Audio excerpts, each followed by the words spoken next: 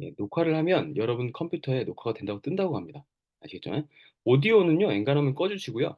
뭐 화면은 자유입니다. 화면은 제가 뭐 여러분의 반응을 보면서 할 수 있어서 보여주시면 제가 그 얼굴을 기억하고 이름을 기억하는 그런 귀한 현상이 생길 수 있습니다. 이제 선수님 같은 분은 좀 켜 주셔야죠. 우리 익숙한 사람들은 좀 켜 줍시다. 어? 선수님 안 들어오셨나요? 웬일이시지? 되게 빨리 들어오신 예예. 켜 주세요. 선수님 반응 보고 갈게요, 오늘은. 다른 분들이 다 처음 뵙는 분들이라서 다른 분들은 저를 뵐 수도 있지만 제가 또 오프라인에 강하다 보니까 여러분의 반응을 보고 또 수업을 좀 이끌어가는 경향이 있습니다. 네, 오래간 학생들을 가르쳐 가다 보니 여러분이 어떤 표정을 보여주시는가에 따라 이걸 하지 말아야겠다, 해야겠다, 해달라고 해도 하지 말아야지 이런 걸 결정하게 됩니다. 여러분은 제가 이거 할까요? 그럼 거의 고를 외치시거든요. 근데 그게 나중에는 먼저 가라고 하시는 경우, 선생님도이세요? 선생님도 켜주세요. 선생님도 오셨구나. 선생님도 켜주세요. 카메라 켜주세요. 제가 자주 뵙고 익숙한 분들이 카메라를 켜주시면 제가 더욱더 작두를 타게 됩니다. 자, 갑니다. 교통사고 났어요. 그러게요. 저는 오늘 보니까 사고가 많이 났더라고요. 저 집에 오는 길에 일부러 집에서 하려고 조금 일찍 출발했거든요. 원래 그냥 렉처용에서 하고 오는데 그냥 일찍 와 봤어요. 집에서 하는 게 좀 편해 가지고. 근데 오는 길에도 한 사고가 3 개가 나 있더라고요. 직접 하셨군요. 직접 사고 나셨습니다. 예. 광덕님, 승덕님하고 K님, K님 꺼버리셨네. 승덕님을 보면서 제가 하겠습니다. 자, 승덕님은 반응이 벌써 좋으시네요. 좋아요. 이 고양이님은 누구시지? 이창수님. 고양이님은 반응이 안 보이니까 뭐 첫 시간이니까 오늘은 제가 승덕님만 보고 하는 걸로 그렇게 하겠습니다.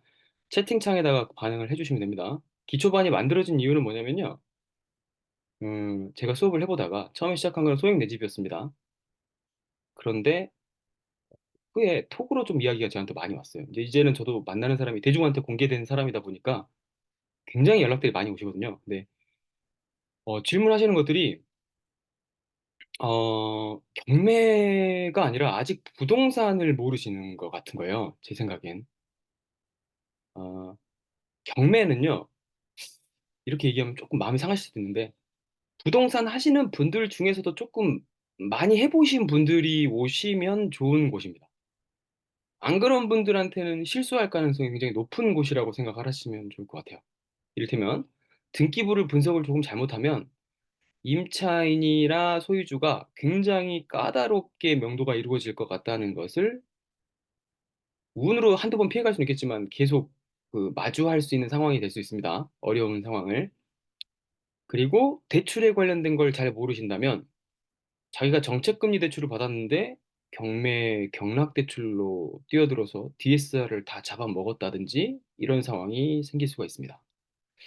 그리고 내가 매매하는 방법에 대해서 좀 잘 모른다면 법인으로 할지 임대사업자로 유지를 할지 매매사업자로 갈지에 대해서도 전혀 감이 안 잡히는 상태로 구름 위를 걷는 것 같으실 것 같아요.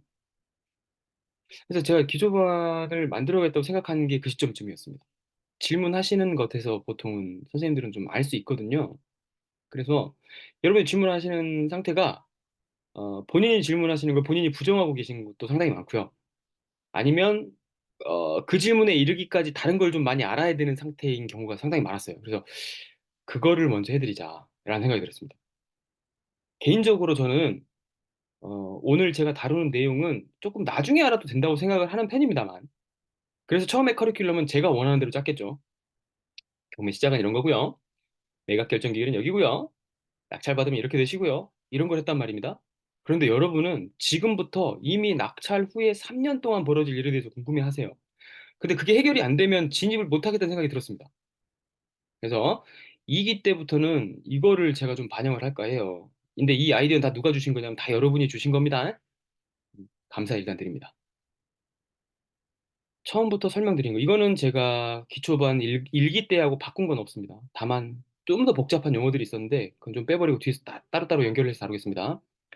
여러분은 부동산과 동산에 대한 걸 먼저 아셔야 돼요. 동사는 움직일 수 있다는 뜻이기 때문에 여러분 입장에서, 기초반 출발하는 입장에서는 현금하고 채권 정도만 기억하시면 되고요. 중급반이 아니기 때문에 채권의 움직임에 대해서도 기억할 필요는 사실 없다고 저는 생각을 합니다. 여러분이 채권을 알게 되면요. 채권 금리라는 것이 수익률의 개념이기 때문에 여러분이 생각하는 방향과는 반대로 간다는 거 정도만 아시는 게 초보 단계에서는 중요한 것 같아요.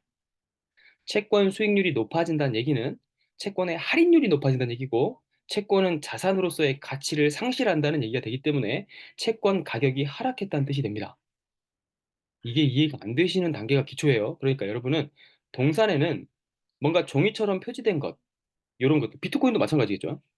눈에 보이진 않아도 어떤 가치라고 믿어지는 사람들의 속성의 것들을 갖고 있는 물건이 없는, 물리적인 상태가 없는 것들을 부른다라고 생각하시면 될 것 같고요. 부동은 제가 나중에 이게 저도 인사이트를 얻었어요. 인스타 같은 걸 할 때 카드 뉴스 같은 걸 만들어서 움직이지 않는 재산이다라고 설명을 할까 해요. 그러니까 여러분이 생각할 때는 아파트하고 오피스텔, 빌라 정도까지 생각하시면 좀 좋을 것 같습니다. 기초반은 여기를 넘어가면 안 될 것 같아요.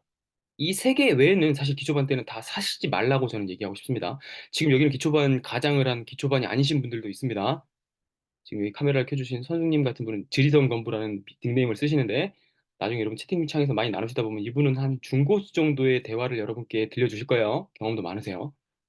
이분 빼고 나머지 분들은 진짜 기초라고 생각하고 들어오셨다면, 혹은 선생님한테 기초반을 좀 들으세요라고 권유를 받고 들어오셨다면 잘 들으세요. 부동산 하면은 일단 지금은 아파트하고 빌라하고 오피스텔이 있는데, 첫 시작은 난 아파트로 해야겠어. 다만 내가 보고 있는 좋은 지역이 아니라 외곽 지역이나 지방부터 해서 올라와야겠다. 그런데 인구는 60만 정도 넘었으면 좋겠어라고 생각을 하셨으면 좋겠습니다. 여기에는 제 많은 고민이 좀 담겨 있는데요. 시기적인 것도 있고요. 여러분이 실패를 혹시나 하더라도 그 실패가 성공으로 이어진다는 사실을 아직은 모를 때잖아요. 실패가 원래 성공이거든요. 같은 뜻인데, 이게 이제 마음의 상처와 고통을 엄청 겪어야 이 단계가 되거든요. 그런데 아파트 외에 다른 거라면 그 상처가 너무 깊어서 회복이 불가능한 상태로 죽을 수가 있습니다. 그래서 다른 건 좀 맞고, 아파트 외곽 거부터 해서 점점 중심 지역으로 들어오는 상태로 해보시기를 저는 좀 권고드리고, 소형 내 집에서 강조하는 것도 그래서 천에서 한 자기 자본금 5천 이내로 들어가는 것들의 아파트만 골라오고 있습니다. 그래서 혹여 지금 자기가 빌라에 금액 때문에 들어간다, 혹은 인구가 낮은 지역인데도 불구하고 내가 빌라 수익률을 보고 들어갔다 하면 조금 초보 때는 고려를 하셔야 됩니다. 이거는 판단을 저는 못한다고 기준적으로 생각을 해요. 왜냐하면 제가 5년 정도 될 때까지도 정확한 수익률의 개념을 아직 완성하지 못했을 때예요. 그래서 지금 여러분은 오프 때 저를 보거나 온라인 때 저를 보시고 수익률을 너무 통쾌하게 얘기해서 좋다고 말씀을 많이 하시지만, 다 그게 이제 돈을 까먹으면서 알게 된 거거든요. 그래서 여러분은 좀 덜 까먹었으면 좋겠다는 생각이 일단 첫 번째고요. 그리고 까먹으시는 것도 축하드립니다. 먼저 의외일 수 있는데, 그것 때문에 여러분이 부동산을 더 오래 하실 수 있을 것 같다는 생각이 듭니다. 그래서 음, 자기가 감당할 수 있을 정도로 까먹으시면서 하셨으면 좋겠습니다. 첫 투자는. 그런데 그게 다시 돌이키는 게 불가능한 것들은 안 했으면 좋겠어요. 이를테면 분양형 호텔이라든지 분양형 레지던스, 콘도라든지 근생 주택이라든지 근린 생활 시설자가 들어가 있는데 사람이 거주하고 있는 형태를 얘기합니다. 이런 거. 그 다음에 미분양 아파트라든지 분양권이라든지 이런 거 좀 안 하셨으면 좋겠습니다. 처음에는. 아시겠죠? 타격이 많이 큰 건 하지 않았으면 좋겠어요. 그리고 유체동산이라고 하는 건 여러분이 안 들어봤을 것 같아서 얘기해요. 경매에 들어오셨다면 이상하게 경매가 좀 이렇습니다. 기초 용어입니다. 왜 그러냐면 유체동산이라는 거는 동산은 동산인데 물건이 있는 거고 형태가 있는 겁니다. 그래서 저는 유체동산 옆에다가 여러분이 가구라고 써두시면 좋겠어요. 가구나 그냥 식기, 기자재, 옷들. 그래서 저는 이걸 다 통칭하면 어떤 걸 생각하냐면 이삿짐이라고 써놓으시면 어떨까 싶습니다. 이게 왜 필요하냐면 여러분이 명도를 하게 될 거거든요. 어차피 여러분 기초니까 다 경매를 받으면 처음 받을 거거든. 근데 그 안에 들어있는 사람이나 짐을 빼야 돼요. 이런 걸 명도라고 합니다. 빠져 있으면 좋아. 빠져 있으면. 빠져 있으면 좋은데 안 빠져 있습니다. 안 빠져 있어. 그러면 그 사람은 심리적으로 우리가 우위를 점해 협상의 이점을 가지고 설득을 하는 거고요. 그 안에 들어있는 물건은 이삿짐이라고 생각하고 법률 용어 생각하지 마세요. 유체 동사이지만 이삿짐이라고 생각하고 이걸 빼야 다른 사람이나 내가 들어가지라고 생각했으면 좋겠어요. 기초반에 맞는 용어죠. 매도하고 매수만 여러분이 알고 있다면 양도하고 양수도 이제부터는 아셨으면 좋겠어요. 거래하는 방식이 꼭 팔고 사는 것만 있는 게 아니라 매매만 있는 게 아니라 상속도 있을 수 있고 증여도 있을 수 있고요. 증여도 있을 수 있고 심지어 물건 대 물건을 교환하는 거래도 있을 수가 있습니다. 여러분은 이제 그 이 거래 방식을 기초 때는 알기 어렵지만 매매만 생각하지 말고 폭넓게 양도양수라고 부른다라는 거를 알아두시면 나중에 설명할 때 양도소득세라고 부르지 이거를 매매소득세라고 부르지 않는다는 사실을 알게 되는 거예요. 아시겠죠? 매도소득세가 아니라 여러분은 양도소득세를 내는 겁니다. 그럼 이제 뭐가 설명이 되냐면 민법 용어 하나가 정리된 거예요. 상속세 중에서도 상속으로 내 자식에게 양도를 한 거죠. 그러면 우리는 이걸 상속세라고도 부를 수 있지만 양도소득세라고도 부를 수 있겠네요. 그러면 앞에 부가 설명이 붙겠네요. 상속에 해당하는 양도소득세라고 볼 수 있겠네요. 그죠? 예, 비율로 정해놨습니다. 할 수 있겠나요? 우리가 증여세라고 부르지만 사실 증여에 해당하는 양도소득세가 되는 거죠. 느낌 아시겠나요? 좋아요. 넘어갑니다. 이건 왜 가져왔냐면 여러분이 실체를 보지 않으면 아무것도 모를 것 같아서. 이거는 제가 어차피 파일 다 들었으니까 캡처 해놓거나 아니면 한글 파일 정도로 옮겨놓는 것도 좋을 것 같아요. 양식이 있느냐라고 물어보시면 없습니다. 없습니다, 여러분. 민사에서 하는 모든 것들은 사실은 양식이 정해져 있지 않아요. 법원에서 내주고 있는 양식이라고 하는 건 그 정도의 내용을 적어서 내라라는 거지 형식을 정해주는 것이 아니라는 걸 기억하세요. A4지에 해당 내용이 들어있으면 그 양식으로 간주하고 받아들입니다. 이해되세요? 저는 어떻게 했을까요? 저는 이걸로 좀 부족하다 느껴서 유체동산 안에 들은 이삿짐을 사진으로 다 찍어서 여기다가 도표로 첨부했습니다. 그리고 이거에 대해서 네 맘대로 처분할 수 있음이라고 하는 거를 사인만 받기 위해 만난 것이 아니고 카톡이나 문자로 사진을 보인 다음에 이 문서에다가 서명을 해서 나에게 다시 보내달라 라고 이야기했습니다. 정보통신법에 의하면 이것도 계약으로 간주합니다. 이해되십니까? 여러분이 이런 상황을 왜 마주한다고요? 낙찰 받은 집 안에 짐이 들어있으면 문제가 됩니다. 짐이 들어있으면. 근데 무섭잖아요. 그게 어떻게 해결될지도 모르겠어서. 그런데 그 짐 주인이 포기했다라는 것만 있으면 내 마음 임의대로 처분해둡니다. 그다음부터 할 수 있는 것들이 이걸 당근마켓에 내놔도 되고요. 일괄적으로 그냥 폐기 처분해버려도 되고요. 이삿짐 센터로 옮겨서 사람들한테 나눠줘도 됩니다. 그건 여러분 마음이에요. 버려도 되고요. 일반적으로는 거의 버릴 것들이 많아요. 여러분이 낙찰받는 집은. 그런데 신혼부부가 살았거나 하는 집들이 경매로 나오는 경우가 가끔 있는데 그럴 때는 건질 것들이 많습니다. 그럴 때는 당근에 내놓으셔도 잘 나갑니다. 아시겠죠? 그리고 유체동산 경매라는 걸 앞으로 부동산에서 검색을 해보십시오. 스피드 옥션이나 대법원 전자조정에서. 그러면 여러분 동산이 물건으로 나와 있고 가전 가구나 일반적으로 어떤 집에 들어갈 때 기본적으로 세팅돼야 되는 물건들이 100만 원이나 200만 원 사이에서 한꺼번에 살 수 있게끔 경매가 이루어지고 있다는 것도 알게 됩니다. 그리고 그것은 법정에 와서 경매를 하는 게 아니라 그 물건이 있는 집에 가서 모여 있는 사람들끼리 대다수는 한 네다섯 명 모여 있습니다. 이런 사람들이 경쟁을 해서 입찰을 하고 거기에 있는 집행관에게 최고가 낙찰을 받은 사람이 갖고 온 용달 트럭 혹은 이삿짐 센터와 계약을 해가지고 일시에 거기 있는 짐을 가져가는 것으로 계약이 종료됩니다. 어렵지 않죠? 현장에 집행관이 오는데 대체로는 7급 공무원 정도에 해당하는 주무관이 옵니다. 시죠? 판사가 오진 않아요. 처음 알았어요가 많으면 좋습니다. 선생님이 처음 알았어요 하면은 제가 뭔가를 추가한 겁니다. 이것도 제가 지금 규칙으로 좀 만들어 봤는데요. 일단 질문 먼저 하겠습니다. 여러분 수준을 알기 위해서요. 왜냐면 선생님하고 지금 선생님 외에는 제가 좀 잘 모르시는 분들이거든요. 취득세는 국세일까요? 국세 1번, 아니다 2번. 너무 확신해서 111 치신 분 있네, K분. 1, 2번이 또 절반으로 나뉘는 건가? 국세 반대말이 지방세인 건 아세요? 네, 그렇습니다.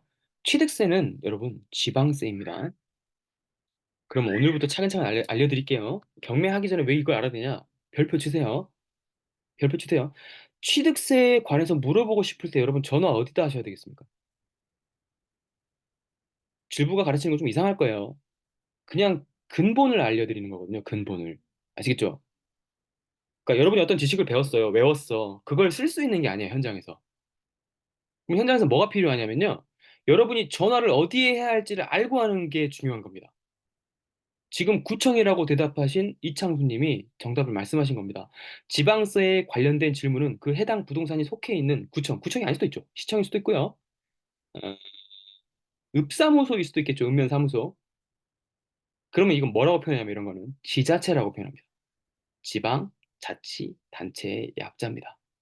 서울에 살고 있고 경기도에 살고 있는 사람은 구청이 익숙하지. 그러면 어디 전화를 하냐? 구청 대표 전화에 전화를 해서 개인으로 부동산 취득세과에 전화번호를 돌려달라고 하거나 알려달라고 합니다. 왜 그러냐? 취득세를 담당하는 건 개인인지 법인인지에 따라 공무원이 나뉘어 있고 개인과 법인에 따라 지역 한정 범위를 구 내에서도 동별로 할당 인원을 두고 있습니다. 그러니 애초에 물어보는 질문이 어떤 거냐면 취득세과 좀 연결해 주세요라고 하면 개인이세요? 법인이세요?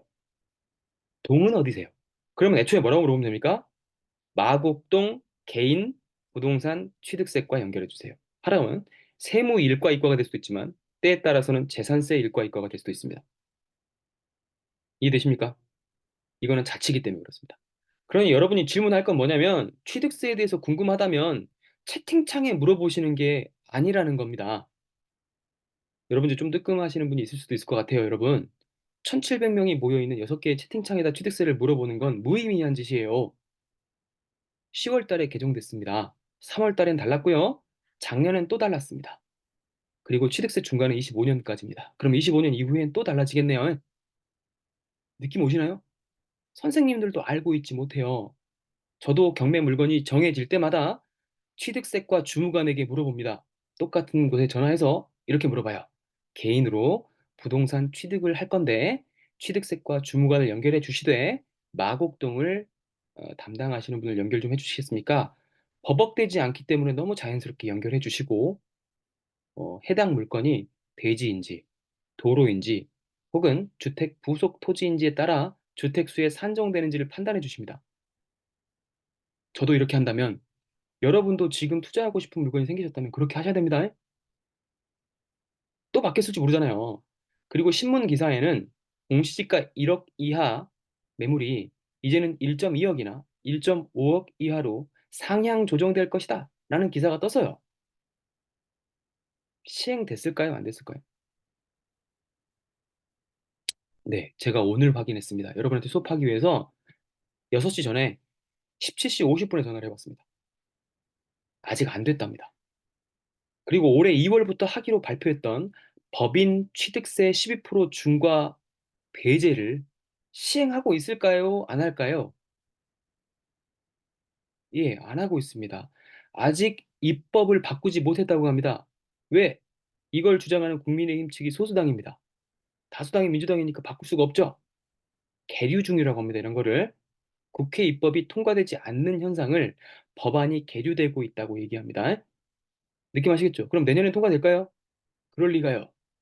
서울의 봄이 개봉했죠? 20, 30대 학생들 중에 70%가 보고 분노를 느끼는 챌린지 테스트를 하고 있습니다. 압도적인 다수당은 민주당이 될 가능성이 매우 높습니다.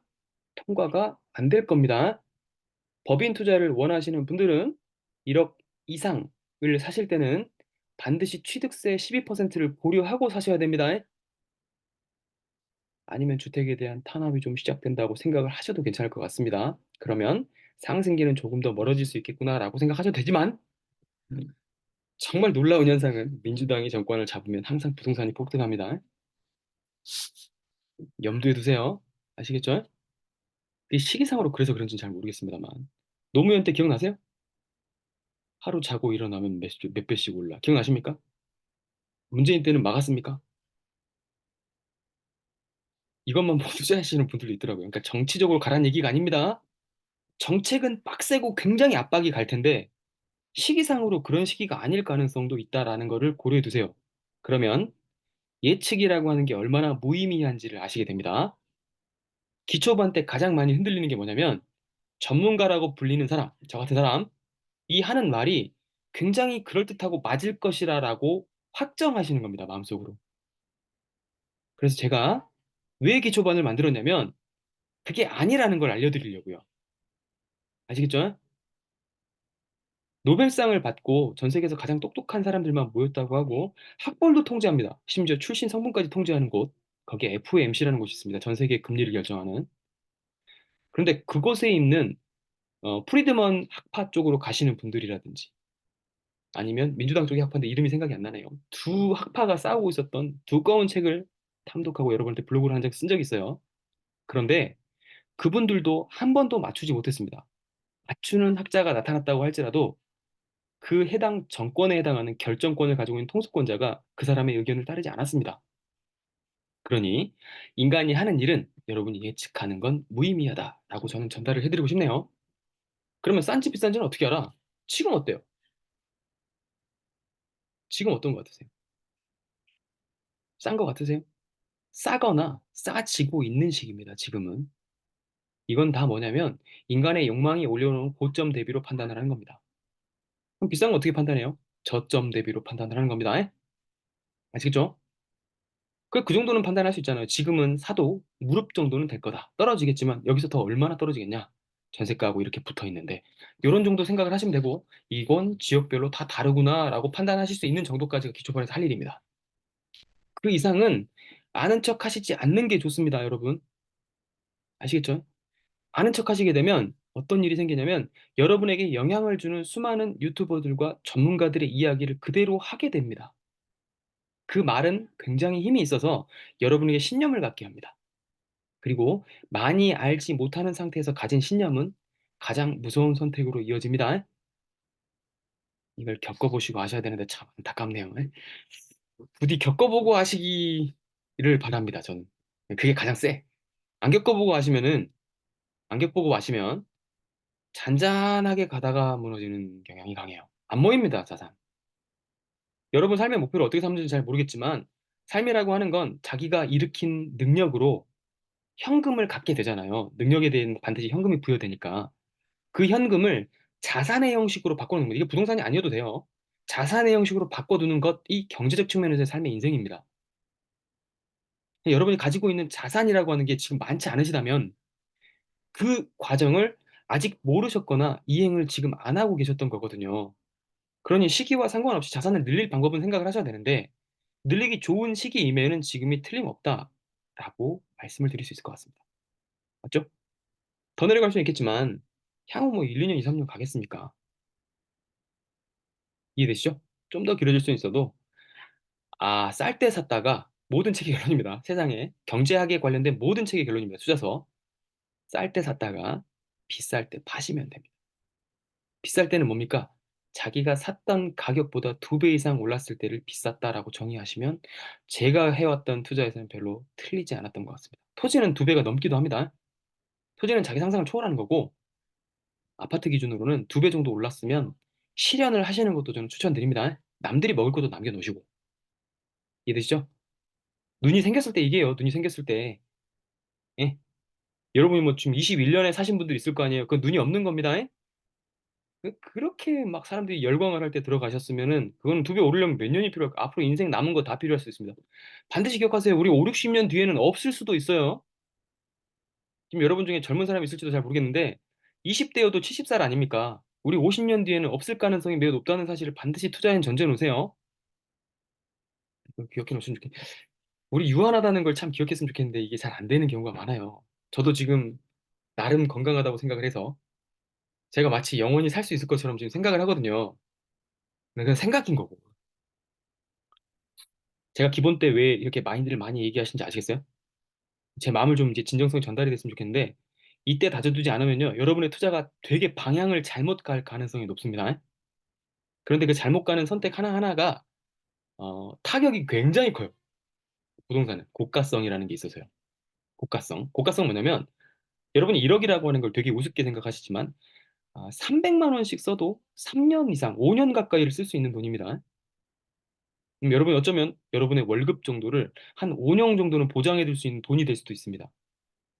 1억이라는 원룸이라든지 아주 외곽 지역에 전세 끼고 살 수밖에 없는 갭 투자할 수밖에 없는 그런 정도의 하찮은 돈이 여러분의 인생 5년을 책임질 수 있는 돈이라는 생각을 하셔야 됩니다. 그래서 저는 대체로 기초반 때는 두려움을 많이 심어드립니다. 하지 말 것에 대해서. 아시겠죠? 여러분이 지금 상가를 하신다고 하면 알리고 싶습니다. 저는 상가를 되게 많이 했고 많이 가지고 있습니다. 제가 말리고 한다는 건 여러분한테 지금 제가 가진 상가도 팔고 싶지 않다는 뜻이죠. 이해되십니까? 팔고 싶은 마음이 간절합니다. 매달 현금 흐름을 깎아먹는 이놈의 새끼들 이거. 하지만 내 자식인데 어떡합니까? 가지고 가는 거지. 감당하는 거지. 느낌 아시겠어요? 1가구 1주택 기본제도에 대해서 설명드리면 여러분 여기서부터 좀 달라지실 수 있을 것 같습니다. 기초반이면 1가구 1주택이라는 것에다가 별표를 쳐놓고 이거를 오늘 포스트잇으로 해서 책상 앞에 붙여놓는 거를 어, 숙제로 내드리겠습니다. 여러분이 1가구 1주택이라는 말에 이해를 못하게 되면 그 이상에 붙는 그 어떤 제도나 그 어떤 세금도 이해가 안 될 겁니다.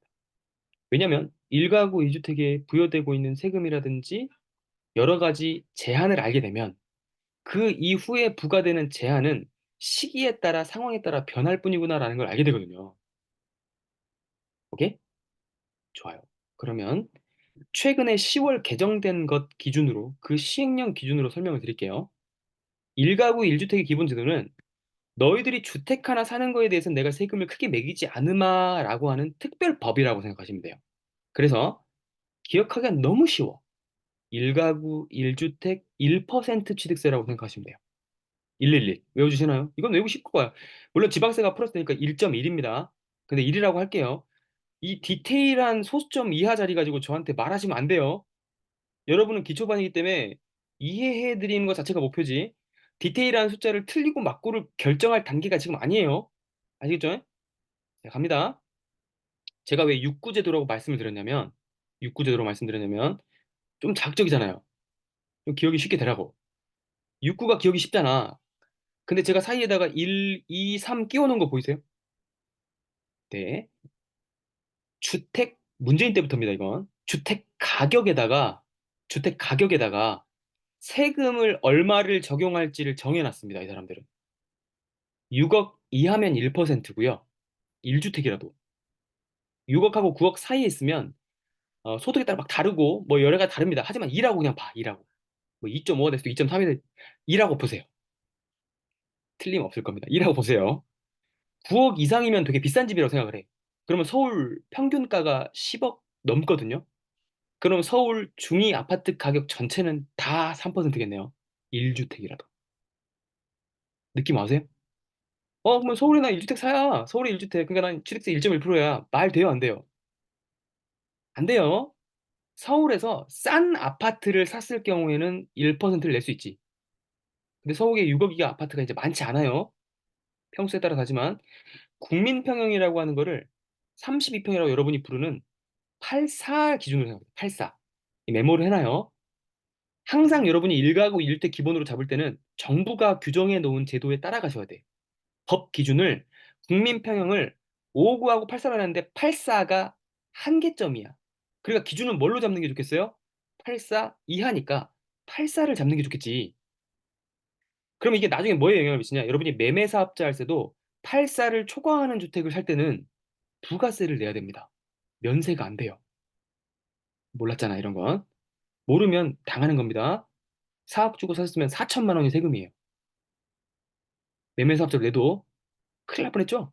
2억 주고 샀어도 2천만 원 세금을 내셔야 돼. 84가 넘으면. 느낌 아시겠어요? 법이 뭘 규정해놨는지 아시겠어요? 다시. 84 기준으로 삼습니다. 84. 84 기준으로. 그러면 서울 84 궁금하잖아. 서울 84. 서울 84 기준으로는 10억이 넘어요. 중위 가격이. 아시겠죠? 상위 가격은 더 올라가는 거 당연히 알잖아요. 여러분 압구정 청담 가면 3, 40억짜리 많은 거 알잖아요. 그러면 하위 가격은 뭐 4억 이하도 있겠네. 맞죠? 있죠. 제가 그런 거 유튜브에 해가지고 올리지 않습니까? 그 인스타 같은 데다가. 그러면 그게 뭐예요? 살 거보다는 사람들이 원하는 84 중위 정도의 수준 되는 건 10억 정도가 서울은 맞네. 이렇게 생각하시면 된다는 얘기예요. 지금은. 불과 3년 전에는 안 그랬습니다. 그러면 그것까지 수렴하냐 마냐? 이건 이제 전문가마다 논란이 있지. 그러나 수렴하기는 매우 어려운 상황 속에 있다라고는 말씀을 드리고 싶습니다.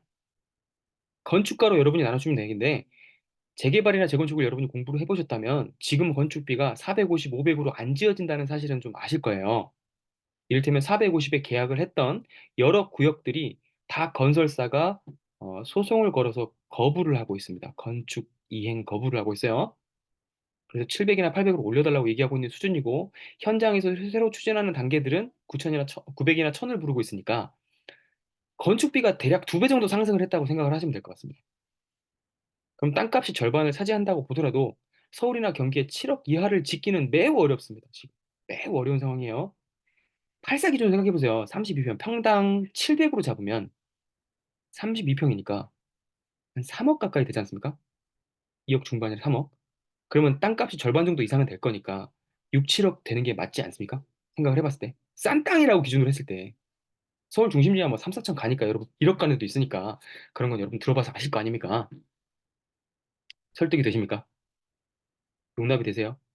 너무 제 말이 맞다고 따라오시면 안 돼요. 여러분 생각은 가지셔야 돼요. 아시겠죠? 이게 완전히 쫓아올까 봐 걱정이 되긴 하는데. 근데 제가 그렇게 하지 않을 거예요. 제가 중간에 이제 끊을 테니까. 아시겠죠? 그러면 1억 이하 주택은 취득세가 어떻게 부과되냐? 이건 다 1.1입니다. 1.1입니다. 그리고 오늘 17시 50분에 취득세과에 전화를 한 김에 그냥 여러분의 수업하려고 미리 공무원한테 확인을 했어요. 확인을. 1억 이하 주택은 주택수의 취득세 때만큼은 산정하지 않습니다.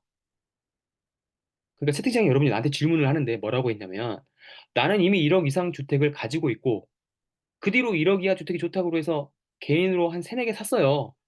그런데 이번에 하나 더 살려고 하는데 그러면 1억 이번에 살려고 하는 거는 1억 이상의 서울 아파트인데 이거는 제가 2주택인가요? 5주택인가요? 라고 물어봤어요.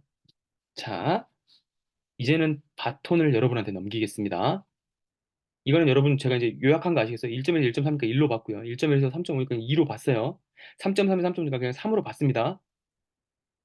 이거 퉁치신 거를 저한테 뭐라고 할까 봐 제가 그냥 1, 2, 3으로 퉁친 겁니다. 기억하기 쉬우라고 만드는 거예요, 만든 거. 육구제도입니다, 육구제도. 이해되시죠? 네. 자, 이거 질문 답해 보세요. 취득세는 선택할 수 있겠네요. 1.1이다. 1.1이면 뭐야? 1억 이상 2주택, 1주택자니까 1주택이 있었다는 얘기잖아. 3주택 매입 후 1억 이상 2주택제니까 2주택제는 3%거든요.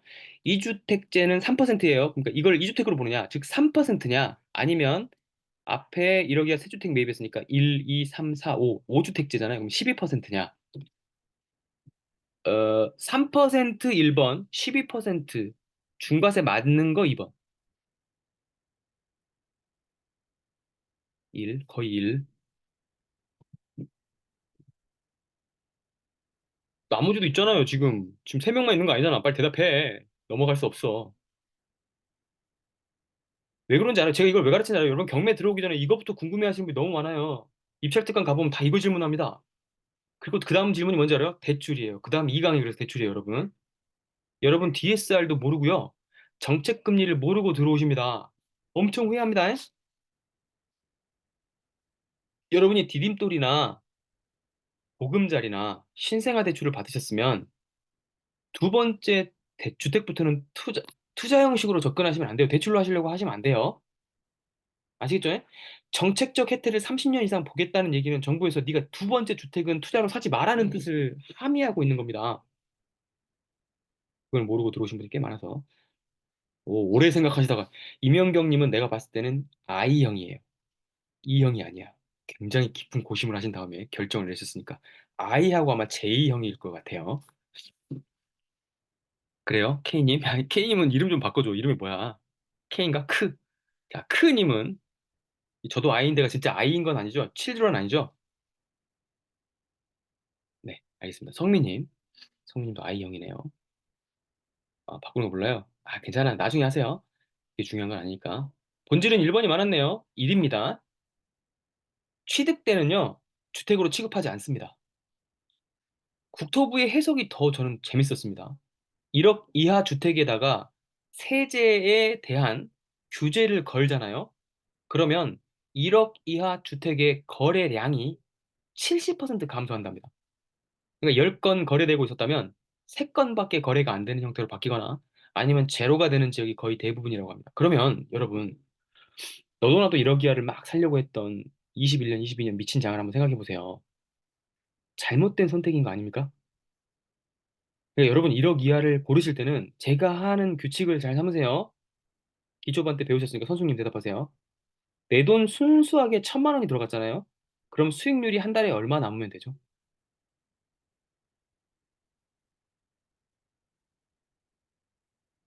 1억일 대로 알려드렸었는데.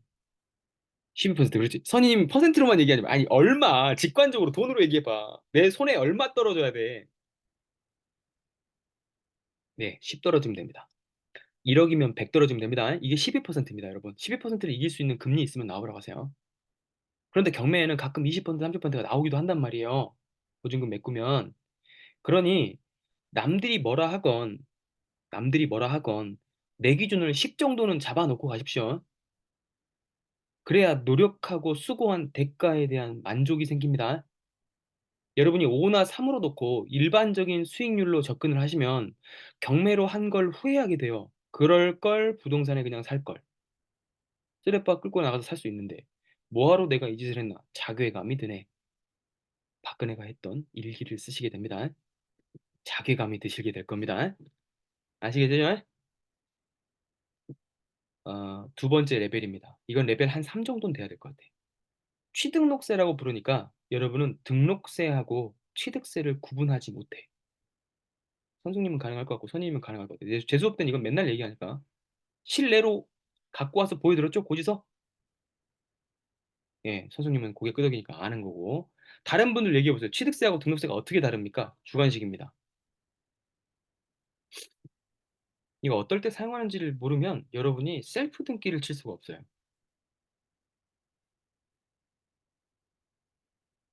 차.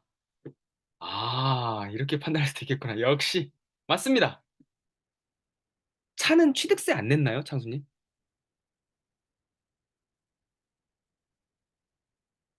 내죠. 그럼 등록세는 왜 내셨어요? 혹시 얼마 내셨는지 기억나세요? 안 날 거야. 그냥 소리 던져줬겠지. 하란 대로 하면서 써가지고. 그죠? 지금 창수님이 얘기해 주신 게 여러분 기초반들, 여러분 말씀은 안 하시지만, 내라는 대로 하라는 대로 했을 거야. 7,200원 기억하시면 됩니다. 국가에 등록하거나, 국가에 내 자산이나 재산이 등록하거나, 말소하거나, 정정 변경하는 모든 신청 행위에는 6,000원이 부과됩니다. 공무원 월급이지 뭐. 6,000원이 부과됩니다. 그런데 거기에 지방 교육세가 붙어서 1,200원이 더 붙어요. 그러니까 부동산을 말소하든 부동산을 등록하든 부동산을 정정하든 자동차를 등록, 변경, 정정, 말소하든 전부 다 7,200원입니다. 이러면 여러분이 뭘 알 수 있게 되냐? 민사 절차에서 공무원에게 아, 우리가 서비스에 대한 수고비로 내는 정도의 요금의 표준가를 알게 되는 거예요. 그러면 질문 하나 할게요. 임대사업자 변경 신고 혹은 신청 신고, 신고 신고를 합니다. 그럼 등기 기록이 되는 거 아시죠? 자, 그럼 임대사업자 부기 등기를 할 때 등록세는 얼마 내야 됩니까? 이제는 내라는 대로가 아닐 거예요, 여러분. 지금 다 수업 듣고 있는 거 맞아요? 예, 다 7,200원입니다. 적용이 되네요. 저기 물음표 붙은 건 뭐지? 마음에 안 든다, 약간. 물음표 붙은 건 약간 의심하면서 물어봤다는 얘기잖아. 의심하지 마세요. 진짜 7,200원이에요, 진짜. 그럼 다시 이상한 걸로 한번 물어볼까요? 뭘로 얘기하면 되게 쏘콩할까? 임대사업자 부기 등기 되게 쉬운 거잖아. 여러분이 사업자 등록을 합니다. 사업자 등록. 오케이? 사업자 등록을 할 때 등록세는 얼마일 것 같으세요? 자, 그럼 여러분 이제 초보를 탈피하는 게 아니지. 물건 하나 하는 순간 초보를 탈피하는 거니까. 어차피 여러분은 소송을 할 거거든, 소송. 어? 소송 신청을 할 때 등록세를 냅니다. 이것도. 소송할 때도 등록세를 냅니다. 이해되세요? 얼마일까요?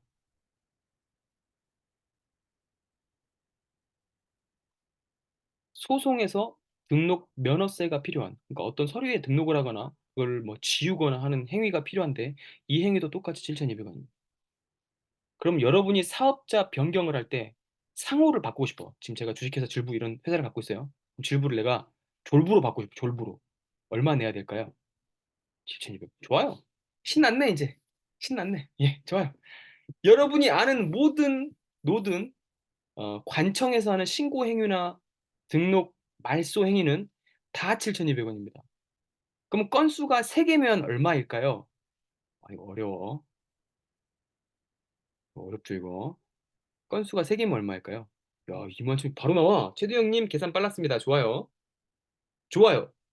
최두 형님 좋아요. 제일 먼저 한 사람만 인정. 뒷사람 따라한 거잖아. 다시 갑니다. 양도소득세에 가서 기본세율을 잘 봐놓으세요. 까먹을 것 같아서 얘기하는 2년 이상 보유해도 세금 낸다, 안 낸다? 낸다. 낸다. 그럼 어떻게 기억해라, 여러분? 기본세율이라고 하는 건 6, 45를 기억하시면 됩니다. 6, 45. 그리고 옆에 비교를 써놔. configuration이라는 단어 CF가 비교거든요. 이게 수능 아이들이 여러분의 자녀들이 공부하는 방식입니다. 수능 강사를 오래 했기 때문에 이렇게 합니다. configuration을 써놓으면 좋아요. 주택 이외의 것들은 기본세율이 얼마일 것 같으세요? 취득세 기준. 어렵지. 왜냐면 주택은 특례를 준 거거든. 니들이 살 집 정도에는 내가 세금을 크게 안 매길게. 오케이? 지금 이거 주택입니다. 그럼 여기다가 완성을 해놓는 거야.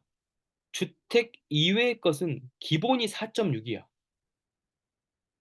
기본이 4.6입니다. 주택이니까 1.1로 할인을 해준 겁니다. 이해되시죠? 그러면 주택 이외의 것의 기본 세율은 비쌀까요? 쌀까요? 이거보다.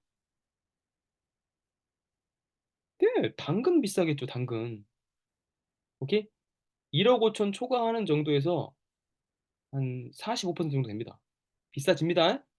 그러니까 주택 기준으로 생각하실 때 여러분 10억 원 초과의 수익을 내는 사람이 뭐 얼마나 있겠어요? 마곡에서 분양받은 뭐 리즌 마곡에 뭐지 그거? 엠벨리 분양받은 사람 한 4억대 분양받았죠. 지금 한 12억, 15억 하니까 그 사람 정도는 뭐 10억 초과할 수 있겠네. 그 외에 아파트가 10억 초과 수익을 낸 게 있을까? 없을 것 같습니다. 뭐 3억 원이나 5억 원 정도 되겠지. 그러니 여러분이 아파트에서 최고의 투자를 했다 쳐도 여러분 기본 세율은 40% 정도라고 생각하시면 됩니다. 그러면 10% 정도 플러스 되니까 상가에서 그 정도 수익을 냈다. 한 50 낸다고 생각하시면 돼요. 최고 수익 낸다면. 이해되시죠? 재개발 이런 거 있지 않습니까? 그런 것도 그렇게 낸다. 그런데 기억하실 것.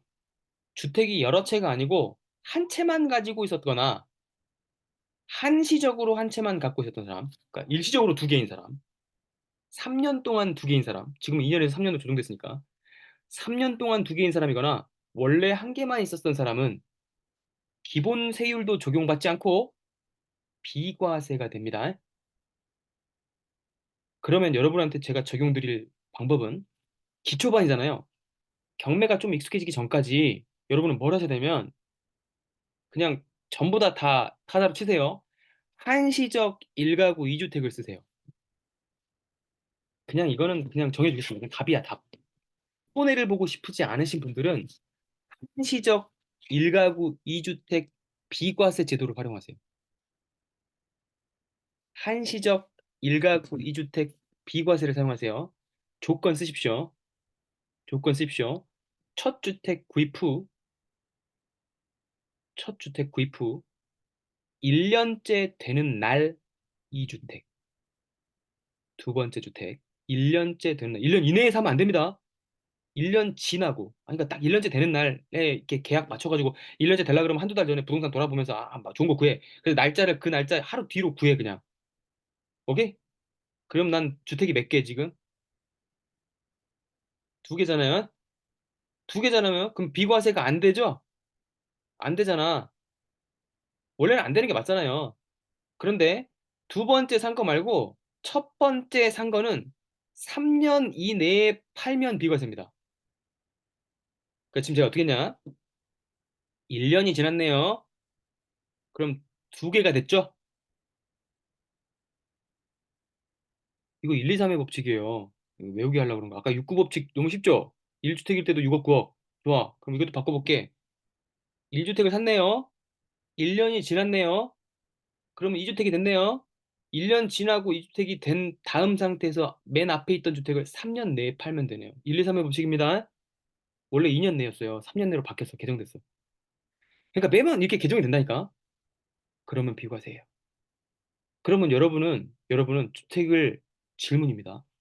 주택을 얼마 만에 한 번씩 매도하게 됩니까? 네, 네, 3년 내입니다. 첫 번째 집 산 날부터 3년 이내. 원래 2년 이내였어. 2년이 계산하기도 편한데, 아, 참, 예. 3년이라니, 선생님, 실수한 거지? 여러분 한시적 1가구 2주택 비과세 제도를 활용하려면, 뭐, 이거 뭔 시츄에이션인지, 이거 진짜 기초가 맞나, 이거? 진짜 맞는 것 같네. 1년에 하나씩 파는 거지요, 1년에 하나씩. 1년에 하나씩 파는 거지. 여러분이 지금 3년 내에 판다고 법이 개정돼가지고 더 헷갈리는 거야. 잘 봐요. 팔린다는 가정하에.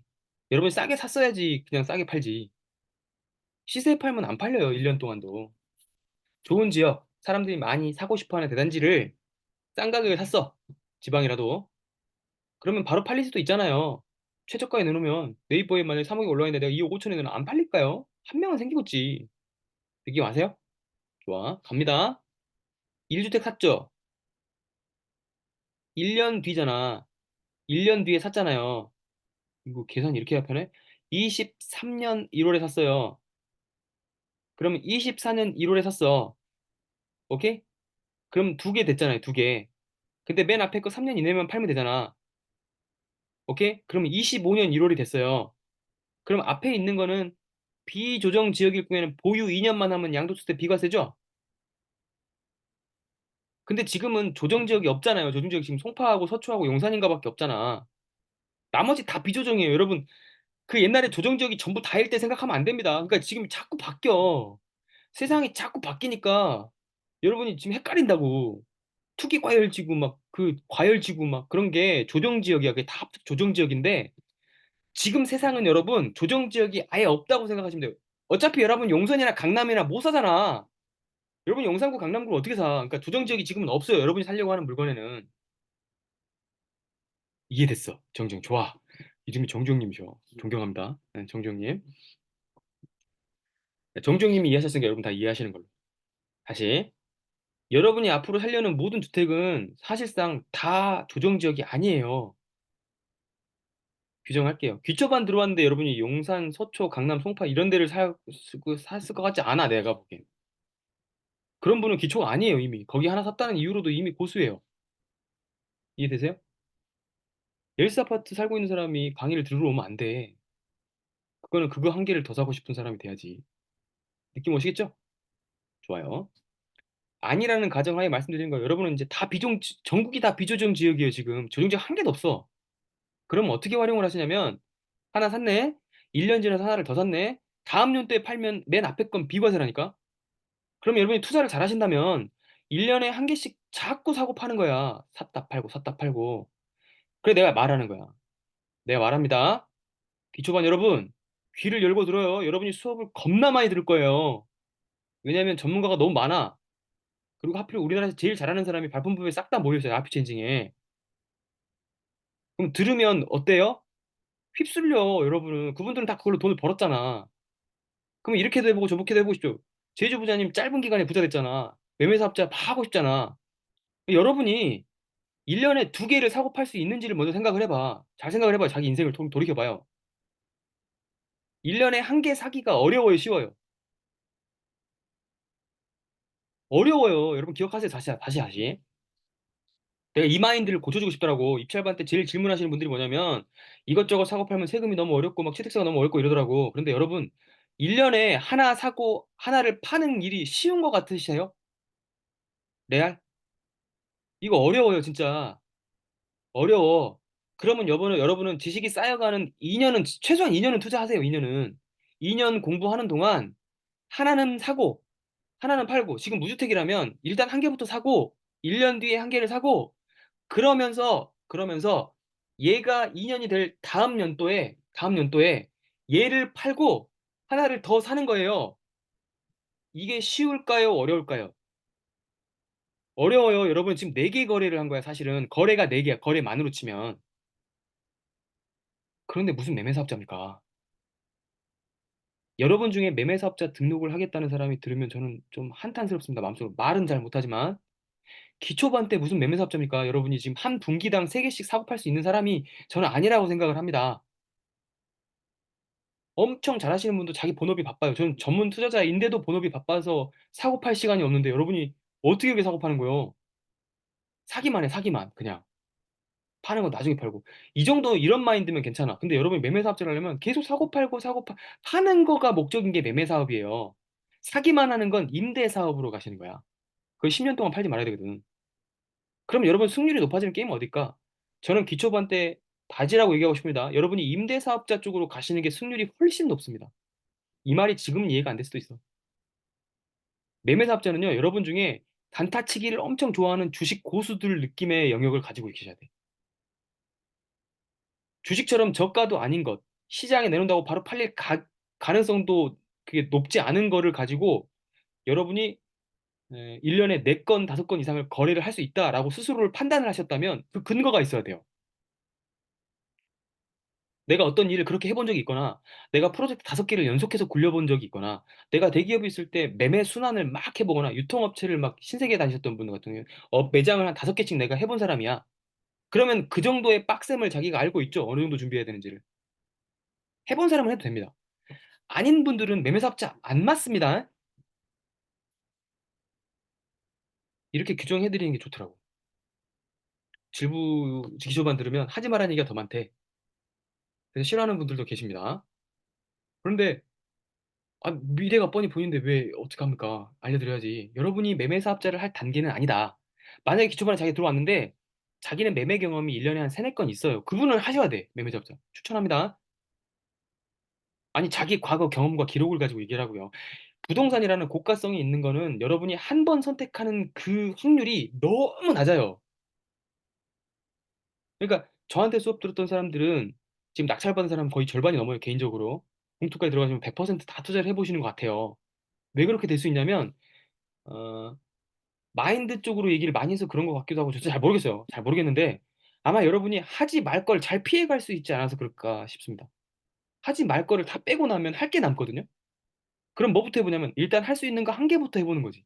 돈이 하나도 없으면, 돈이 하나도 안 들어가는 아파트 쪽에 외곽을 찾는 겁니다. 아시겠어요? 너무 제가 세게 얘기했죠? 다시 좀 순수하게 돌아올게요. 천천히. 제가 세게 이야기하면 선생님만 대답하고 나머지는 다 침묵하거든. 여러분 잘못 산 거 아니에요. 제가 강하게 얘기한다고 여러분 잘못 살았다는 얘기가 아니야. 그 얘기로 받아치면 안 돼요. 아시겠죠? 마인드가 세신 분이 되시라는 걸 얘기해주고 있는 거야. 안 세면요.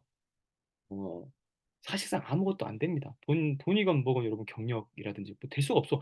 마인드는 세야 돼. 마인드가 세단 말이 무슨 말이냐면 나한테 몇 번의 실패 온다고 해서 흔들리거나 누가 나한테 막 뭐라고 말한다고 해서 내가 거기에 쓸려가거나 하지 않을 수 있는 게 마인드예요. 그거를 마인드라고 부르는 사람도 있겠고 뭐랄까 자기 신념이라고 부르는 사람도 있을 것 같고 패러다임이라고 부르는 사람도 있겠고 또 뭐라고 부르는 사람도 있더라. 또 책을 워낙 많이 읽어가지고 그 책 속에서 뭐 다른 근지라고 부르는 사람도 있고 네덜란드에서는 그릿이라는 용어로 표현합니다. 영어로는 페이션스라는 뜻이 있고요. 마인드 컨트롤이라고 부르는 사람도 있었고 셀프 고립이라고 얘기하시는 분도 있더군요. 용어만 다른 거예요. 아시겠죠? 용어만 다시 돌아옵니다. 매매 사업자에 혹하신 분들은 본인이 1년에 4, 5건 이상을 거래할 수 있다고 본인을 믿고 있는 사람이에요. 자기 객관화를 다시 한번 해보시라고. 그 다음 제가 추천드립니다. 이미 1년에 2건 정도를 거래할 수 있는 비과세 제도는 개인한테 열려 있습니다. 안 닫았다. 안 닫았다. 오케이? 그리고 이건 입법이 된 거기 때문에 바꾸기도 어렵다. 바꾸기도 어렵다. 오케이? 오케이라고 생각하시면 다 1번.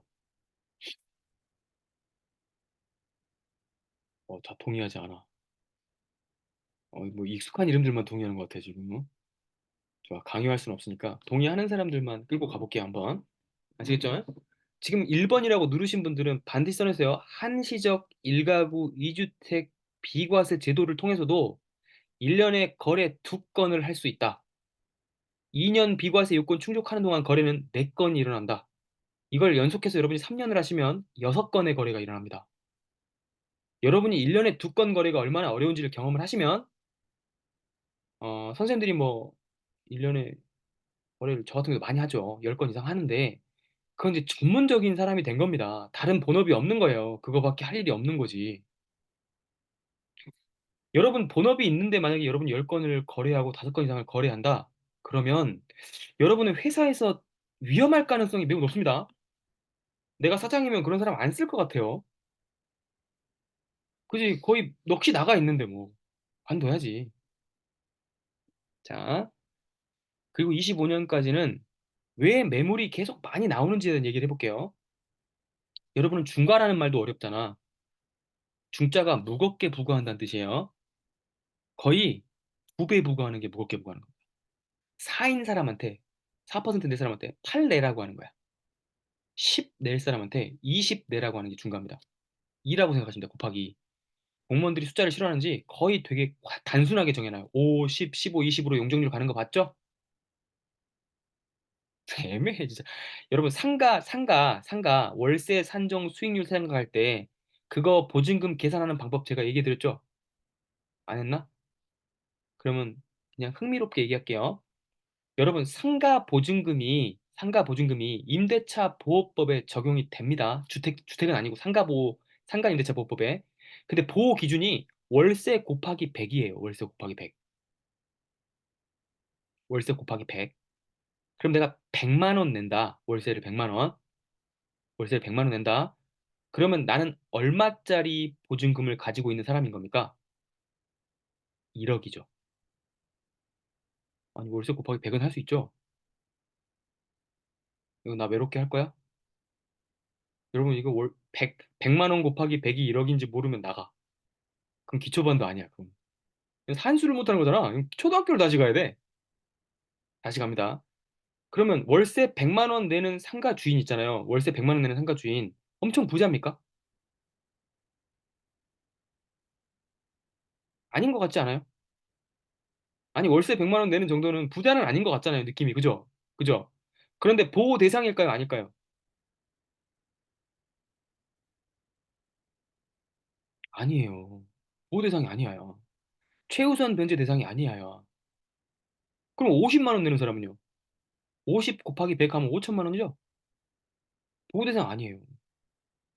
서울 경기 기준으로도 4천 이하입니다. 3,500 이하거나. 지방은 막 1,000 이하, 2천 이하도 있어요.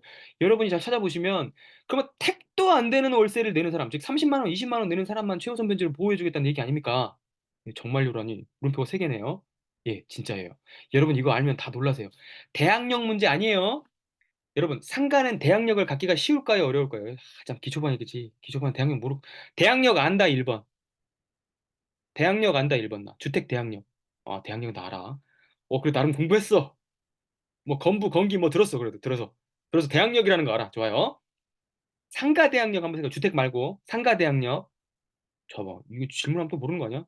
선숙님하고 선희님은 저한테 수업 들었기 때문에 빼. 나머지 대답해봐요. 나머지. 대학력 요건 중에 제일 중요한 게 뭡니까?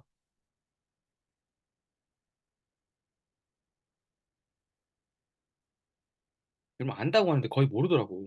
기초반의 특징이 안다고 하는데 모르는 거거든. 확정일자 나온다. 충격적이야. 점이라고 나오고 있어. 사업자 등록증 나온다. 상가 얘기 아니라니까. 주택. 여러분 상가 배우지도 않았잖아요. 상가 누가 하는 사람 있어? 라이프 체인징에 상가 하는 사람 없는데 저 말고는. 전입신고는 그래도 좀 가까워졌어요. 좋아요. 정수영님, 칭찬드릴게요. 확정일자 하지 마. 확정일자 상관없어. 아니라고 했는데 또 하네. 전입신고까지만 말했으면 칭찬 들었을 건데. 안타깝네. 전입신고보다 더 중요한 게 있어요. 여러분이 다 패스하고 몰라 하고 넘겨버리는 거. 선숙님 대답해봐요.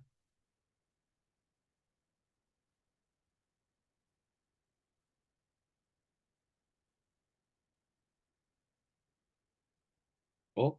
까먹었어, 이거. 까먹었어. 깊이가 아니라, 이 깊은 것도 아니야. 날짜가 빨라야 돼요, 여러분. 전입신고 날짜가 뒤에 오는 근저당이든 가압류든 뭐든 보다 날짜가 빨라야 됩니다. 안 빠른데 보호해주는 거 아니야. 여러분은 까먹지 마요. 날짜가 빨라야 돼요. 아시겠죠? 다시 갑니다. 그러면 상가도 날짜가 빠르면 대항력이 있겠네요. 맞죠? 맞죠? 그러면 상가는 뭔 날짜가 빨라야 될까요? 사업자 등록증에 해당 상가 주소로 변경해서 신고한 날짜 기준으로입니다. 이걸 점유 개시 일자로 봐요. 사업 시행 일자를. 오케이? 오케이? 근데 그 날짜가 선순위 근저당보다 빠를 수가 있을까요? 없을까요? 상가.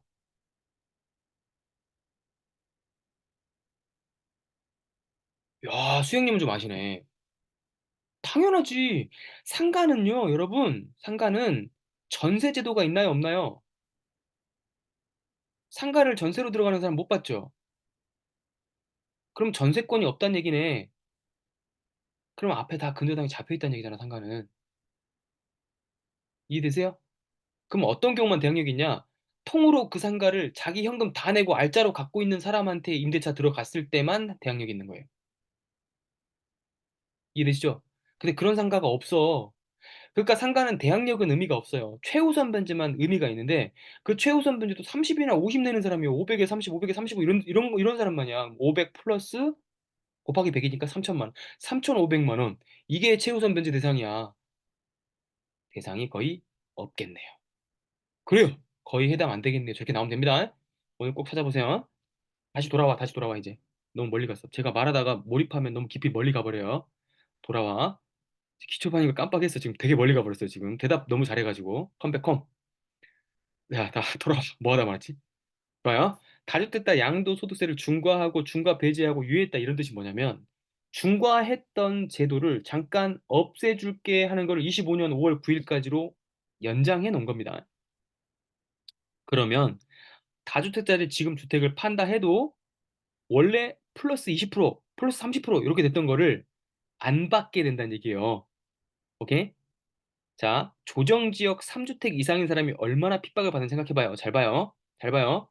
1년 내에 2배 오른 지역도 꽤 있었어요. 21년에. 맞죠? 맞죠? 갑니다. 1년 내에 주택을 처분하면 세금 얼마예요?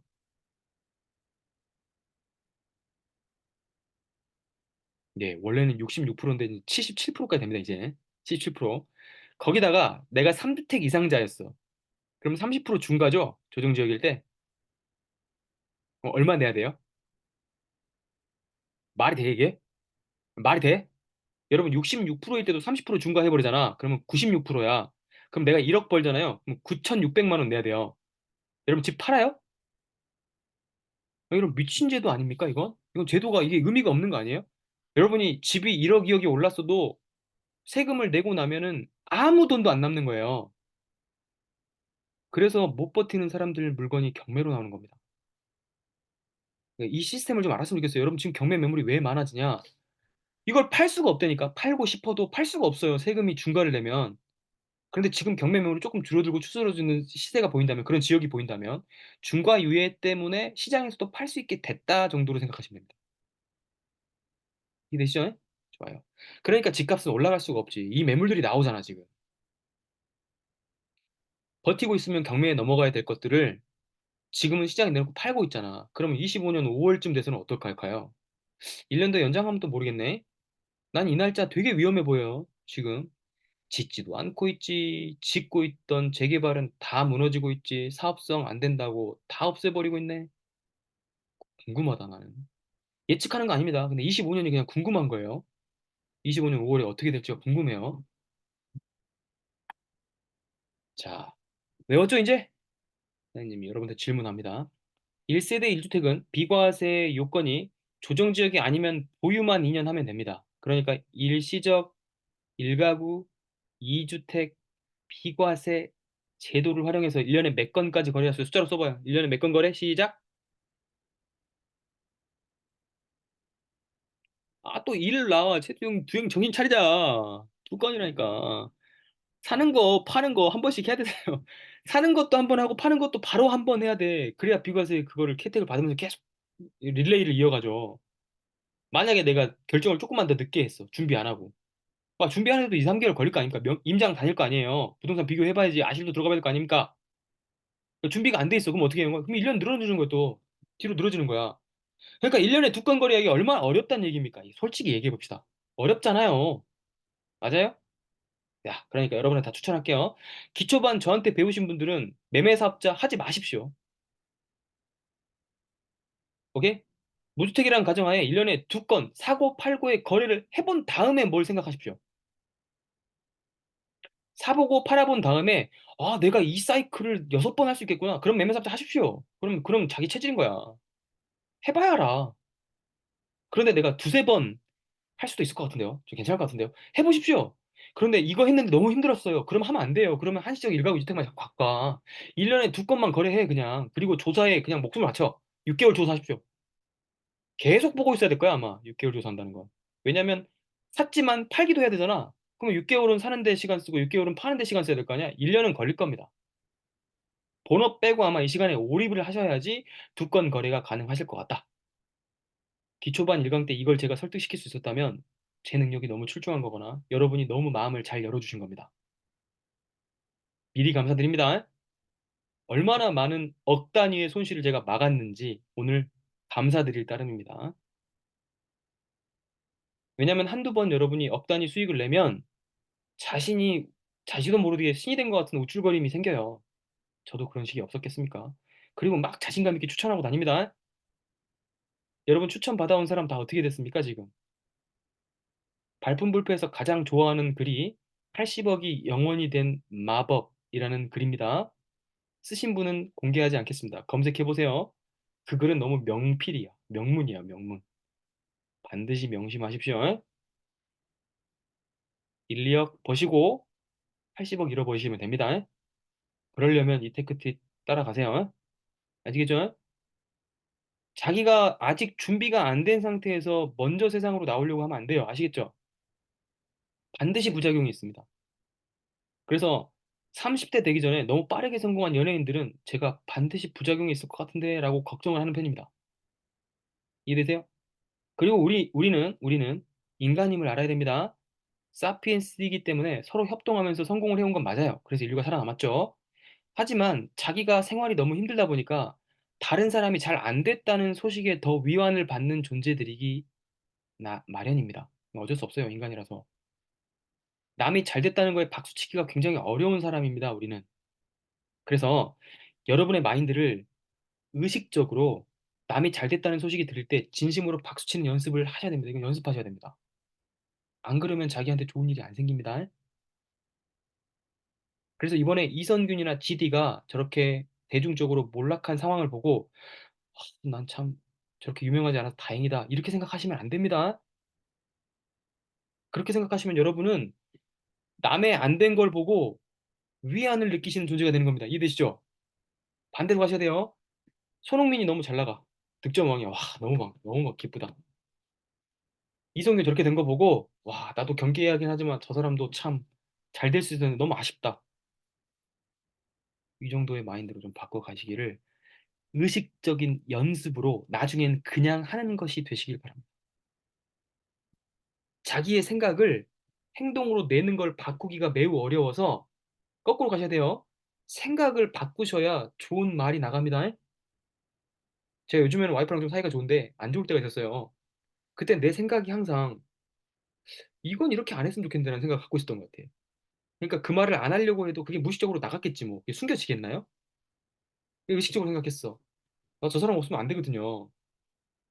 그죠? 나이가 좀 들어가면 남자하고 강아지의 공통점은 버려지지 않기 위해 이삿짐에 가장 먼저 올라탄다는 겁니다. 그래서 의식적으로 연습을 했어, 의식적으로.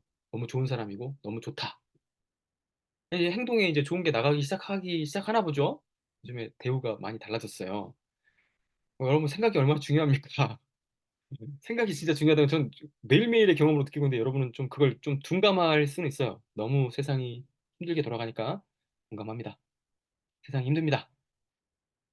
이렇게 얘기하지 말니까 봐봐. 물신당도 좀 깨닫기 이 말을 하면 안 되는데 이거 봐봐. 이게 남의 불행이 나의 위안으로 다가오는 마인드야. 이 말이 어떻게 바뀌어야 되냐면 내가 그렇게 할게요가 돼야 되는 거예요. 의식적 연습이라서 안 돼도 잘 안 돼도. 저도 뭐 대가리 깨지면서 한 거라서 여러분도 대가리 깨지면서 전 잘해요. 이거 안 믿어져. 안 믿어져. 보통 잘하는 사람 잘해요라고 얘기 안 하거든. 죄송합니다. 잘하십시오. 네, 믿겠습니다. 다시 조정 대상 지역은 조정 대상 지역은 앞으로 선포가 될 거죠. 이거 법안에 정해져 있거든요. 국토부 법안에 어떻게 정해졌냐면 30% 이상의 상승이 3개월 이내에 보였을 때는 국가가 그냥 지정하게 돼 있어요. 이건 여러분이 지정하지 말라가 문제가 아니야. 그냥 통계적으로 지정하게 돼 있거든요. 오케이? 자, 그럼 추가됩니다. 조정 대상 지역은 보유만 하면 안 돼요. 알고 있나요? 알고 있어요. 예, 거주를 해야 돼. 거주를 저는 이렇게 생각해 처음에는 보유 기간 동안 그냥 거주하면 되는 거 아니야? 아니, 보유하면서 2년 추가로 거주해야 됩니다. 이해되세요? 그러니까 2년 거주하면 보유까지 해결이 된 거죠. 오케이? 그게 끝난 거야. 근데 내가 2년 보유는 했어. 근데 거주한 적은 없어. 그럼 어떻게 해야 돼? 들어가서 2년 더 살아야 돼. 그럼 4년이야. 이걸 모르시는 분이 의외로 너무 많더라고요. 그냥 애초에 들어가 살았잖아? 그러면 보유도 했으면서 거주도 한 거잖아. 그러면 충족이야, 충족. 근데 내가 갭 투자한 거야. 그럼 들어가 살지 않았잖아요. 그러면 요건을 채우기 위해서 들어가 살아야 돼. 그래서 갭 투자한 아파트 똘똘이 한 채로 뭉쳐가지고 이사 가는 사람이 많이 생겼던 겁니다. 강남에. 기억나시죠? 22년도? 21년도? 다 떠올려봐요. 그게 기억이 나. 자, 양도가액은 얼마 정도까지가 비과세 요건에 나갈까요? 오, 좋아. 연희님은 가능성 있어요. 재능 있네. 12억까지입니다. 정해놓으세요. 그럼 신규 조합은 입주권은 어떨까? 입주권.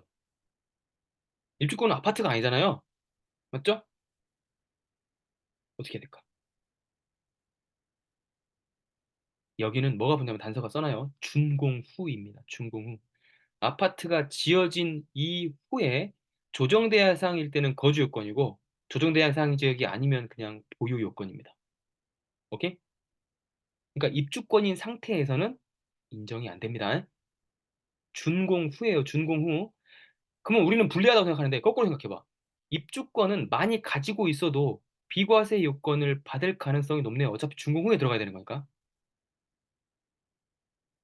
이해되세요? 입주권이라고 하는 거는 어차피 이 상태에서는 비과세 요건이 안 되잖아요. 네. 그러니까 가지고 오래 갖고 가서 아파트가 되면 그때 들어가서 채울까? 이렇게 생각하면 되겠네요.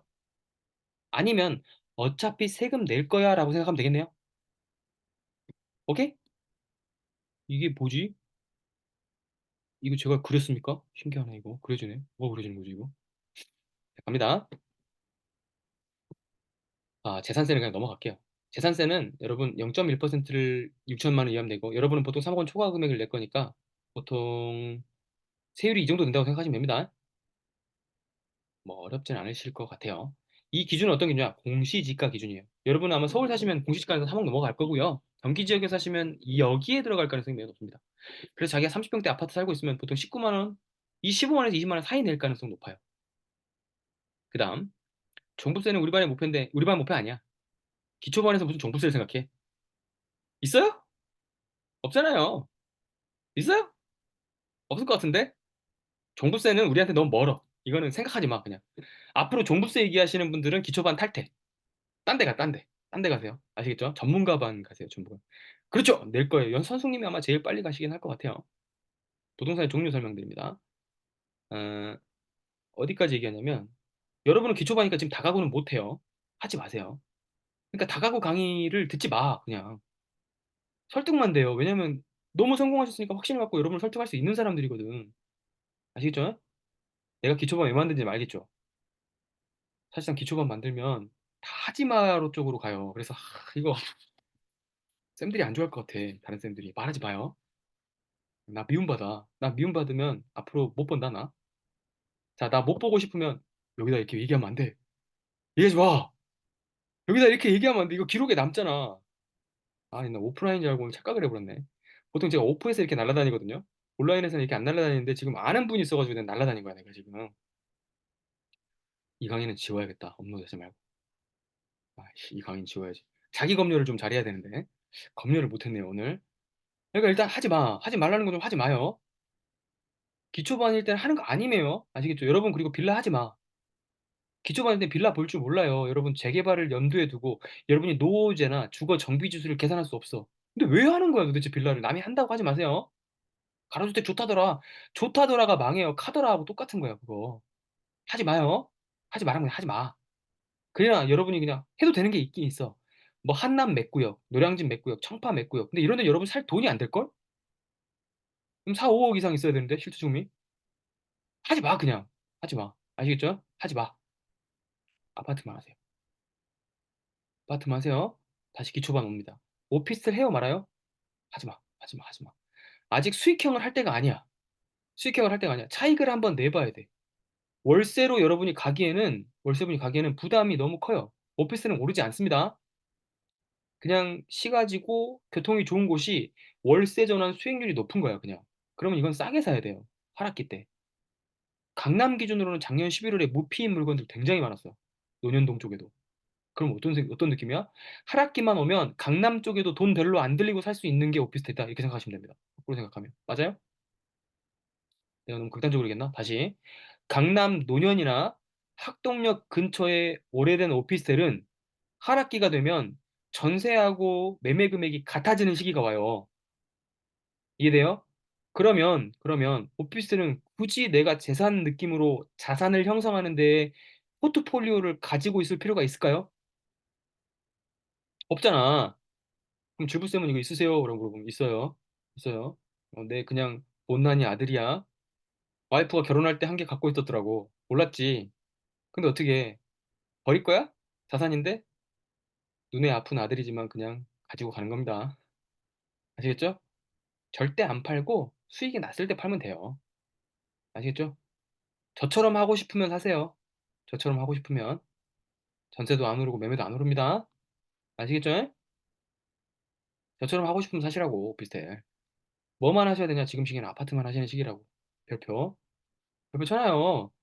그런데 여러분이 생각하는 아파트는 아니야. 여러분의 생각을 다 깨줄게. 여러분은 지금 역삼, 논현, 강남, 서초, 송파. 적어도 나는 서울권 내는 대야지라고 생각할지도 몰라.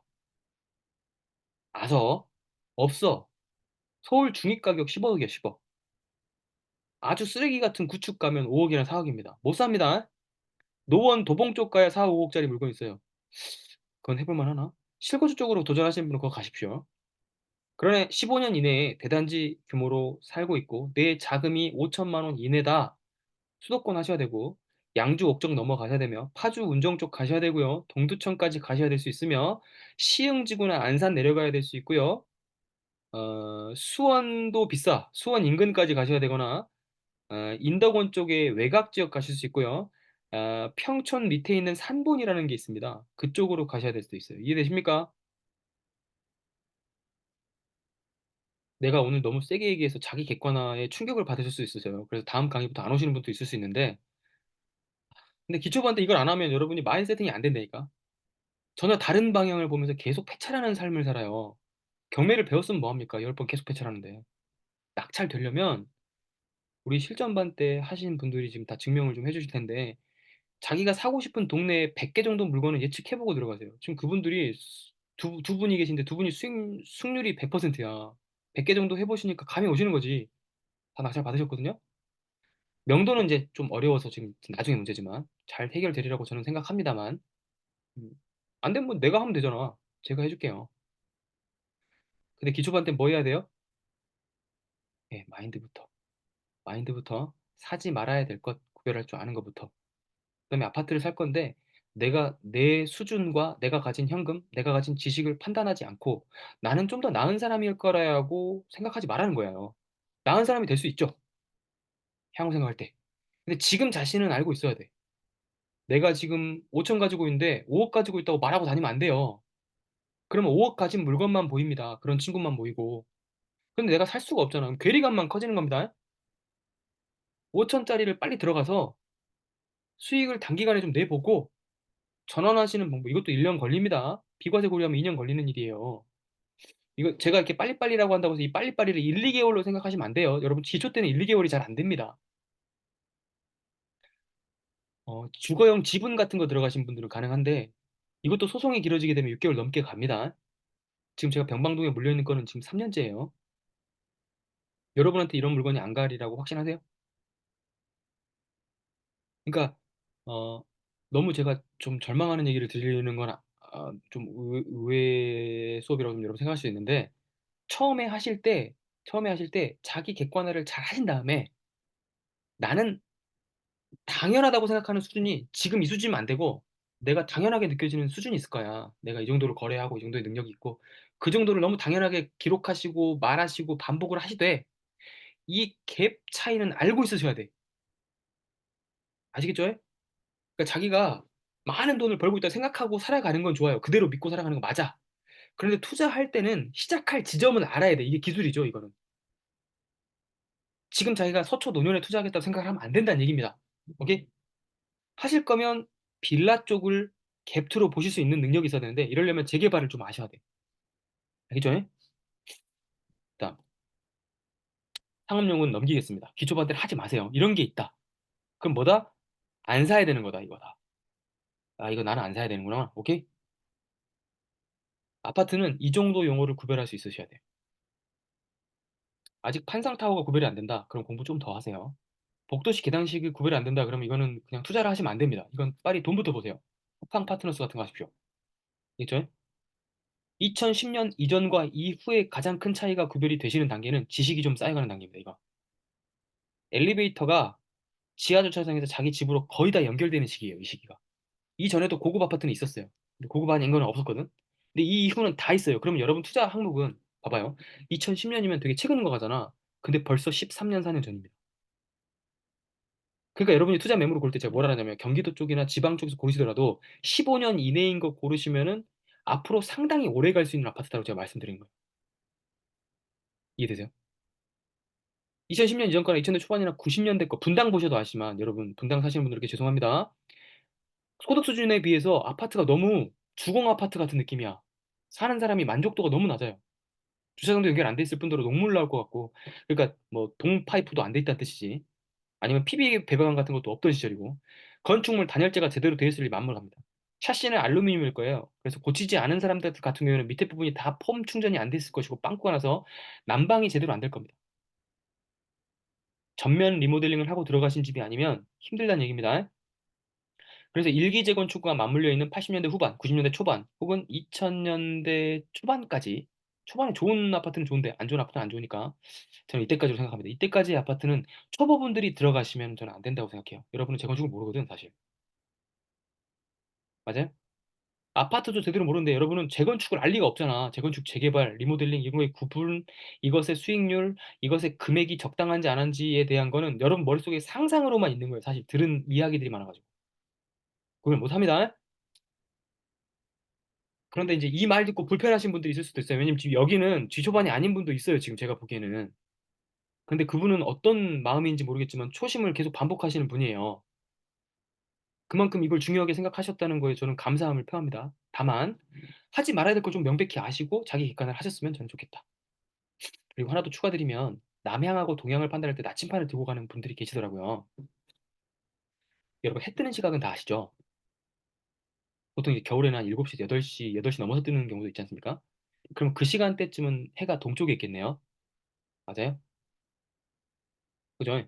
그럼 정오를 넘기고 한 3, 4시 넘어가면서 해가 질 때쯤 되면 걔는 서쪽에 있겠네요, 해가. 맞아요? 응. 그 기준으로 보면 내가 아침에 임장을 갔어. 정오 이전에. 그럼 내가 엄청 눈이 부셔. 해를 바라보고. 그럼 난 남쪽을 보고 있는 겁니다. 맞죠? 이 정도는 할 수 있죠? 자기 앞으로 북, 남, 동서 아닙니까? 근데 해가 동쪽에 있으면 내가 이렇게 보고 있다는 얘기 아니야, 돌아서. 그럼 거기가 남쪽이죠? 이게 이해가 안 되시는 방향 감각을 좀 연습을 해봐. 다시 천천히 생각을 해봐. 해는 어차피 동에서 서로 져요. 그럼 해가 동쪽에 있었다는 얘기는 내가 이걸 보고 있으면 내가 보고 있는 방향은 남쪽인 거 아닙니까? 맞아요? 내가 해를 등지고 있네? 오전이나 오후나 전부 다 북쪽을 향해 가고 있는 거예요, 내가. 오케이? 그리고 내려가 보면 느낀 점이 있을 거예요. 경부고속도로를 타고 올라오는 방향 쪽에서 아파트든 건물이든 전부 다 북쪽, 내가 가는 쪽을 보고 있는 경우는 없다는 거야. 오케이? 내가 도로를 타고 올라올 때 다 나 쪽을 보고 있어요, 건물이. 전부 다. 이게 눈썰미가 있고 센스가 있으신 분들은 지금 제 말이 무슨 말인지 바로 알 겁니다. 부산에서 서울로 올라오고 있을 때 아파트나 모든 건물이 다 나를 보고 있었어. 남향 쪽이란 얘기야. 남동향이거나 남서향이거나 조금 비틀어져 있거나 틀어져 있거나 어쨌든 다 남향을 보고 있다는 얘기입니다. 이해되세요? 그만큼 남향은 프리미엄이 천이천 붙습니다. 동양은 아침에 7시, 8시 해 떴을 때 잠깐 햇빛이 눈부시고 그다음부터는 좀 해가 없겠지 잘. 서쪽은 해 질 때 해가 많이 들어오고 그다음엔 없겠지. 그러니까 남향으로 해놔야 해가 동에서 서로 지는 동안에 계속 있을 거 아닙니까? 즉 8시부터 해 떠가지고 3시, 4시까지는 내 눈 앞이 계속 반짝반짝 할 거 아닙니까? 맞아요? 아파트가 이게 대체합시다. 이렇게 지는 동안 계속 해가 보이는 거 아니에요, 내 거실에서는. 그래서 남향이 좋은 거예요. 오케이? 용적률 건폐율은 기초반대 할까 말까 이거. 용적률 건폐율은 기초반대 이렇게 말하나요? 용적률 밑에다가 별표 치고 뭐라고 하냐면 높이가 높구나. 너무 청명하죠? 직관적으로만 하겠습니다. 건폐율은 쾌적해. 동간 간격이 넓어. 이 정도까지. 공원이 있네. 주차장이 밑으로 들어갔네. 건폐율입니다. 지하실 빼고 높게 올라갔네. 용적률입니다. 계산 공식으로 외우지 마세요. 그렇게 직관적으로 하셔야 돼. 그러면 여러분이 경매 사진을 첫 번째 페이지를 딱 봤을 때 아파트 모양을 보고 용적률과 건폐율의 대략적인 기준점을 잡고 유추가 가능해요. 기준점 적어드릴게요. 용적률에는 250이라는 숫자를 적어놓으시고요. 건폐율은 20이라는 숫자를 적어놓으세요. 이거는 뭐 제가 많이 다녀보고 분석한 결과로 알려드리는 거 아니겠습니까? 저한테 수업 많이 들으신 분들은 이건 이미 다 알아요. 250은 재건축을 할 수 있는 마지노선입니다. 300까지는 종상향을 해주면 가능하긴 합니다. 분당 신도시. 근데 잘 모르겠어요. 450, 500으로 올려주면 아파트가 수원에 있는 아파트처럼 됩니다. 자이프로지온가 그거. 닭장보다 더 닭장같이 돼요. 건폐율이 20 이하로 내려오면 매우 쾌적한데 강남 개포 자이 같은 데 가보신 분들은 좀 아실 수 있을 것 같아요. 그건 대우건설 임원이었던 사람이 재개발 조합장을 하는 바람에 너무 잘 지은 아파트가 돼서 회사가 손해를 봤어요. 하지만 고급 프리미엄 브랜드의 광고 효과 때문에 이익을 회사는 봤다고 얘기를 하고 있습니다. 건폐율이 낮은 데를 들어가면 좋은 점은 20 이하인 데 들어가면 공원이 되게 많이 조성돼 있고 아이들을 유모차 끌고 다니기에 괜찮다는 느낌이 드시면 됩니다. 만약에 앞에 있는 동에서 샤워하는 게 보이거나 주방에서 설거지하는 게 보인다. 그럼 건폐율이 굉장히 높은 거예요. 3, 40 넘어가는 거야. 그럼 여러분 빌라 생각하면 되겠네. 빌라 쾌적하던가요? 아니네. 네, 그런 데가 4, 50 정도 됩니다. 빌라가 보통 40에서 50 사이의 건폐율을 갖고 있다. 그럼 주변에 길 돌아다니다가 빌라가 보인다. 저기 건폐율 40이겠네. 용적률은 다 썼겠지 뭐. 2종 일반 주거지역 기준으로 쟤는 120에서 150 썼겠구만. 이렇게 생각하시면 됩니다. 왜 2종 일반을 중간에 놓고 보느냐? 2종 일반이 주거지역 중에 딱 중간에 있기 때문입니다. 용도 지역부터 암기를 해야 된다고 제가 말씀드렸죠. 저한테 기초반에 용도 지역 하냐고 물어보신 분도 있습니다. 오늘 살짝 하고 넘어갈게요. 주거 지역만 외우세요. 우리 주택만 할 거니까. 주거 지역만. 상업지역 빼버리면 쉽거든 사실. 주거 지역만 해. 주거 지역은 전용 1종, 전용 2종, 일반 1종, 일반 2종, 일반 3종 5개가 있습니다. 5개가 있으니까 딱 중간에 있는 건 사실 뭐야? 일반 1종이죠. 근데 일반 1종은 전용 2종하고 큰 차이가 없거든. 50, 100, 150 뭐 이런 식으로 온다 그랬잖아요, 제가. 그러니까 2종 일반 주거 지역을 기준으로 생각하세요. 뭐든 앞으로 2종 일반 주거 지역.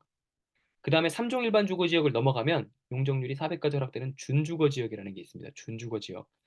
여기까지만 암기를 하세요. 기초반 때는 여기까지만 암기해. 정해주잖아요. 정해주는 거 얼마나 중요한 거야. 여러분이 지금 농림지역을 외우고 할 시간이 없어. 주거지역만 하세요. 도시지역 내에 있는 주거지역만 하라고. 기초반 때는. 다른 거 다 하려다가 가랑이가 찢어진다.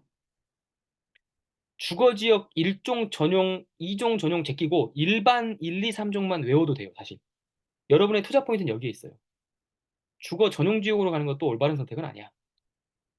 최소한 아파트가 될 거라고 생각을 했다면, 혹은 아파트라면 일반 1종, 일반 2종, 일반 3종, 제일 좋은 건 일반 3종이고 준주거가 더 좋습니다. 높게 지을 수 있다는 뜻이에요. 그러면 빌라는 어디가 좋냐? 준주거 지역 내에 있는 빌라 혹은 상업 지역 내에 있는 빌라가 제일 좋습니다. 제일 비싸질 거니까. 오케이? 이 말이 이해 안 되잖아요. 이거 영상 지우고 싶은데. 영상 올려드릴 테니까 돌려보세요. 앞에 하지 마라 그랬던 건 잊어.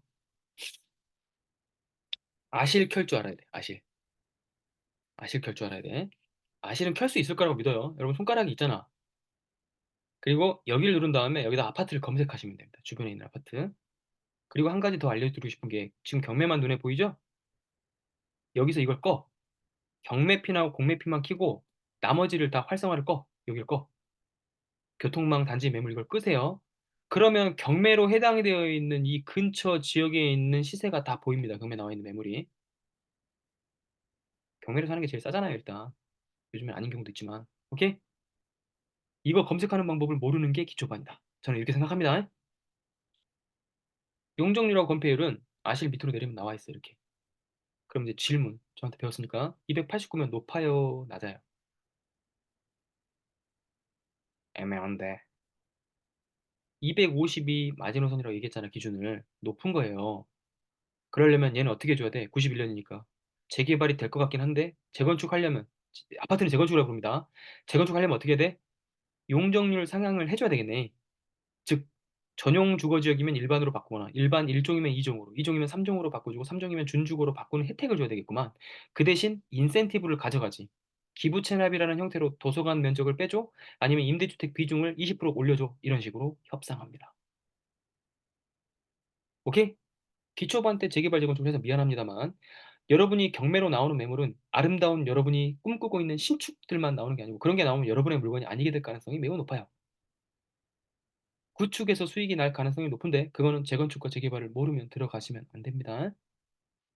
아시겠죠? 이번에 낙찰 받으신 초보분도 좋은 데를 들어가시긴 했는데 빌라를 들어가셨어요. 근데 재개발이 잘 안 될 것 같은 지역을 들어가서 참 아쉽습니다. 그런 건 좀 상담을 해보고 들어갔으면 되는데. 하여간 건폐율 24입니다. 좋습니까? 쾌적하죠 아주. 아니라고요. 안 쾌적하다고. 20 이하가 쾌적한 거야. 24면 그냥 앵간? 똔똔? 앞에 동 사람 안 보이는 정도? 느낌 오셔요?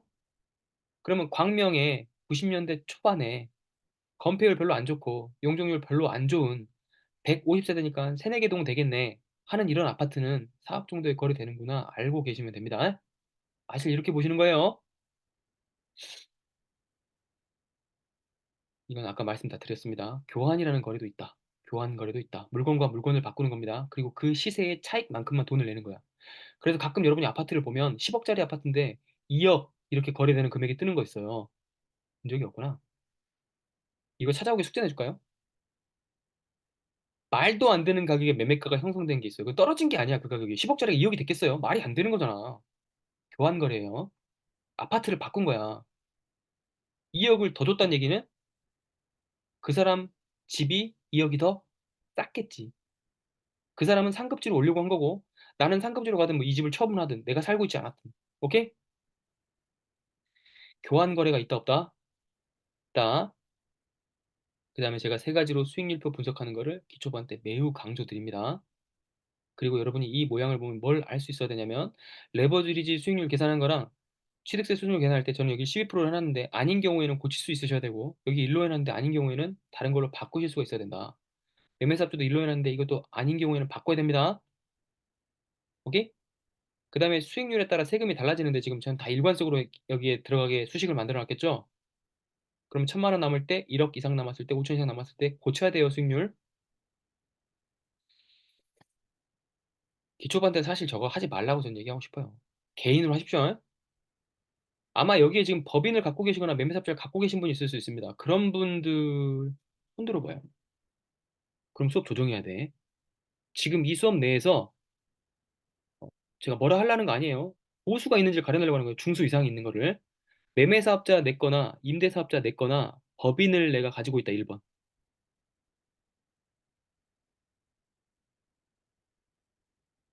아, 두영님 있네. 두영님은 뭐가 있습니까? 가지고 있는 거 말해봐요. 법인? 매매? 두영님 거래 1년에 몇 건 했나요? 매매사업자 낸 이후로.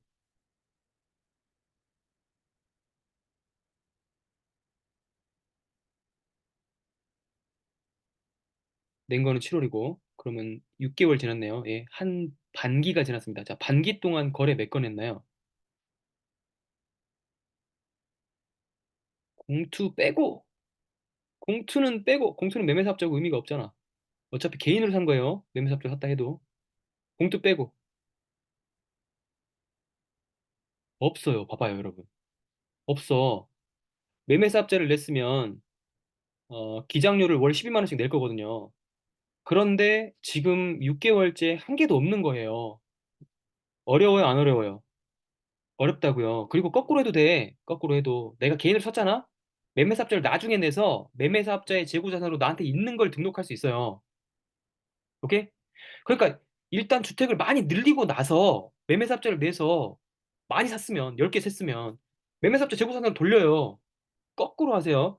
공투는 공동투자입니다. 와, 문성민님, 좋아. 이 정도가 기초반이지. 공투가 뭔지 모르는 정도. 이 정도가 기초지. 문성민님, 환영합니다. 공투는 공통투자입니다. 공동투자. 여기부터 다음 시간에 할게요. 알겠죠? 경매하고, 다음 시간에 경매하고, 여러분이 제일 궁금해하신 대출에 관한 이야기를 할 건데, 여러분의 숙제를 내주겠습니다.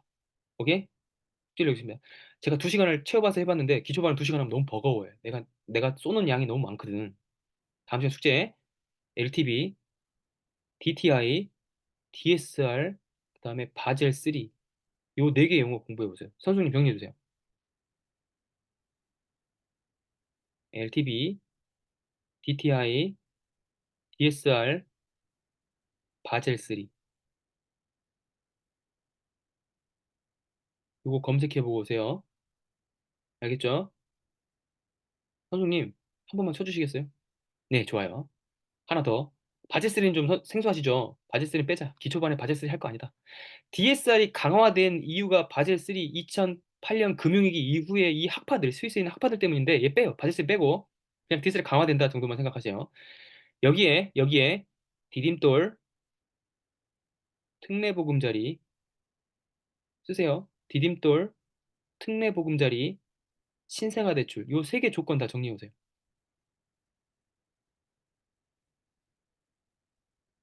요 세 개 조건과 이율 이런 거 다 찾아보면 나와요. 하나 더. 신생아 대출.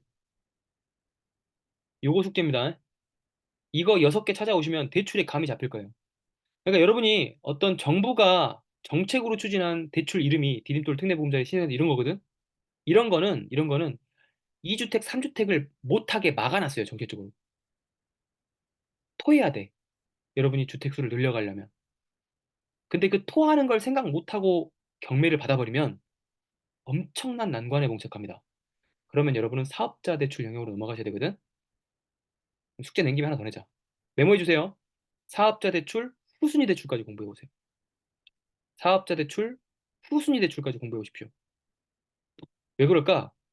제가 경매를 먼저 가르치려고 했는데 경매를 이렇게 무턱대고 낙찰을 받아버리신 다음에 대출을 고민하시니까 해결 방법이 없어. 지금 엄청 고민하고 계십니다. 마음 같아서는 기초반 들어오게 하고 싶어요. 그러니까 여러분 음, 행동을 먼저 하는 것도 맞거든요. 실행력도 굉장히 좋은 그 어, 재능 중에 하나라고 저는 생각합니다. 그런데 대표님도 즉 용쌤도 일독일행이야. 대표님의 행동력이 엄청 높은 건 맞지만 책을 읽은 게 먼저야. 앞에 있어요. 일행일독이 아니었단 말이에요. 이거의 의미를 좀 아셨으면 좋겠어요. 난 대표님이 항상 무슨 결정을 내릴 때, 즉 용쌤의 결정을 지금 7년 동안 결정 내는 걸 봐왔는데 무턱대고 하는 걸 본 적은 없어. 알고 묻고 다시 확인하고 행동하더라고요. 그런데 여러분은 무턱대고 해서 나중에 해결을 하려고 해요. 이러면 대가를 많이 치러야 돼. 뭐 그런 분들이 잘 되기도 합니다. 행동을 먼저 했으니까. 오케이? 그런데 알고 묻고 확인해 보고 행동하시는 게 좋을 것 같아. 저는. 적어도 지금같이 대출이 막힌 상황에선 저 정도는 공부를 하시고 경매를 받으셔야지. 자기 돈으로 하는 게 아니라면 지금 자기가 1억씩 2억씩 쌓아놓고 있으면 하셔도 돼. 근데 아닐 건데 대출을 활용해야 되는데 저걸 안 알아보고 그렇게 하시면 어떡합니까? 자기 1주택 있는 게 특례보험자리로 대출 받아놓고 그것도 모르고 하시면 어떡해. 그럼 그거 상환해야 되잖아요. 오케이? 다음 시간 숙제입니다. 오늘 수업 괜찮으셨어요? 여러분이 괜찮으셨으면 이 정도로 계속 가고요. 수준을.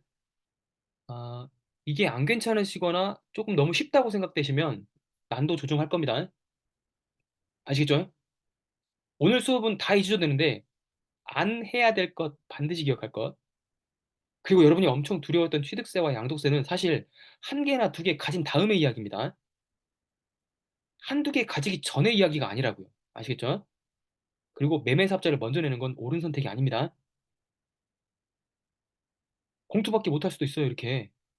매매사업자를 냈는데 계속 폐차를 하면 여러분 6개월 동안 아무것도 안 한 게 되는 거예요. 그리고 너무 조급해지게 돼.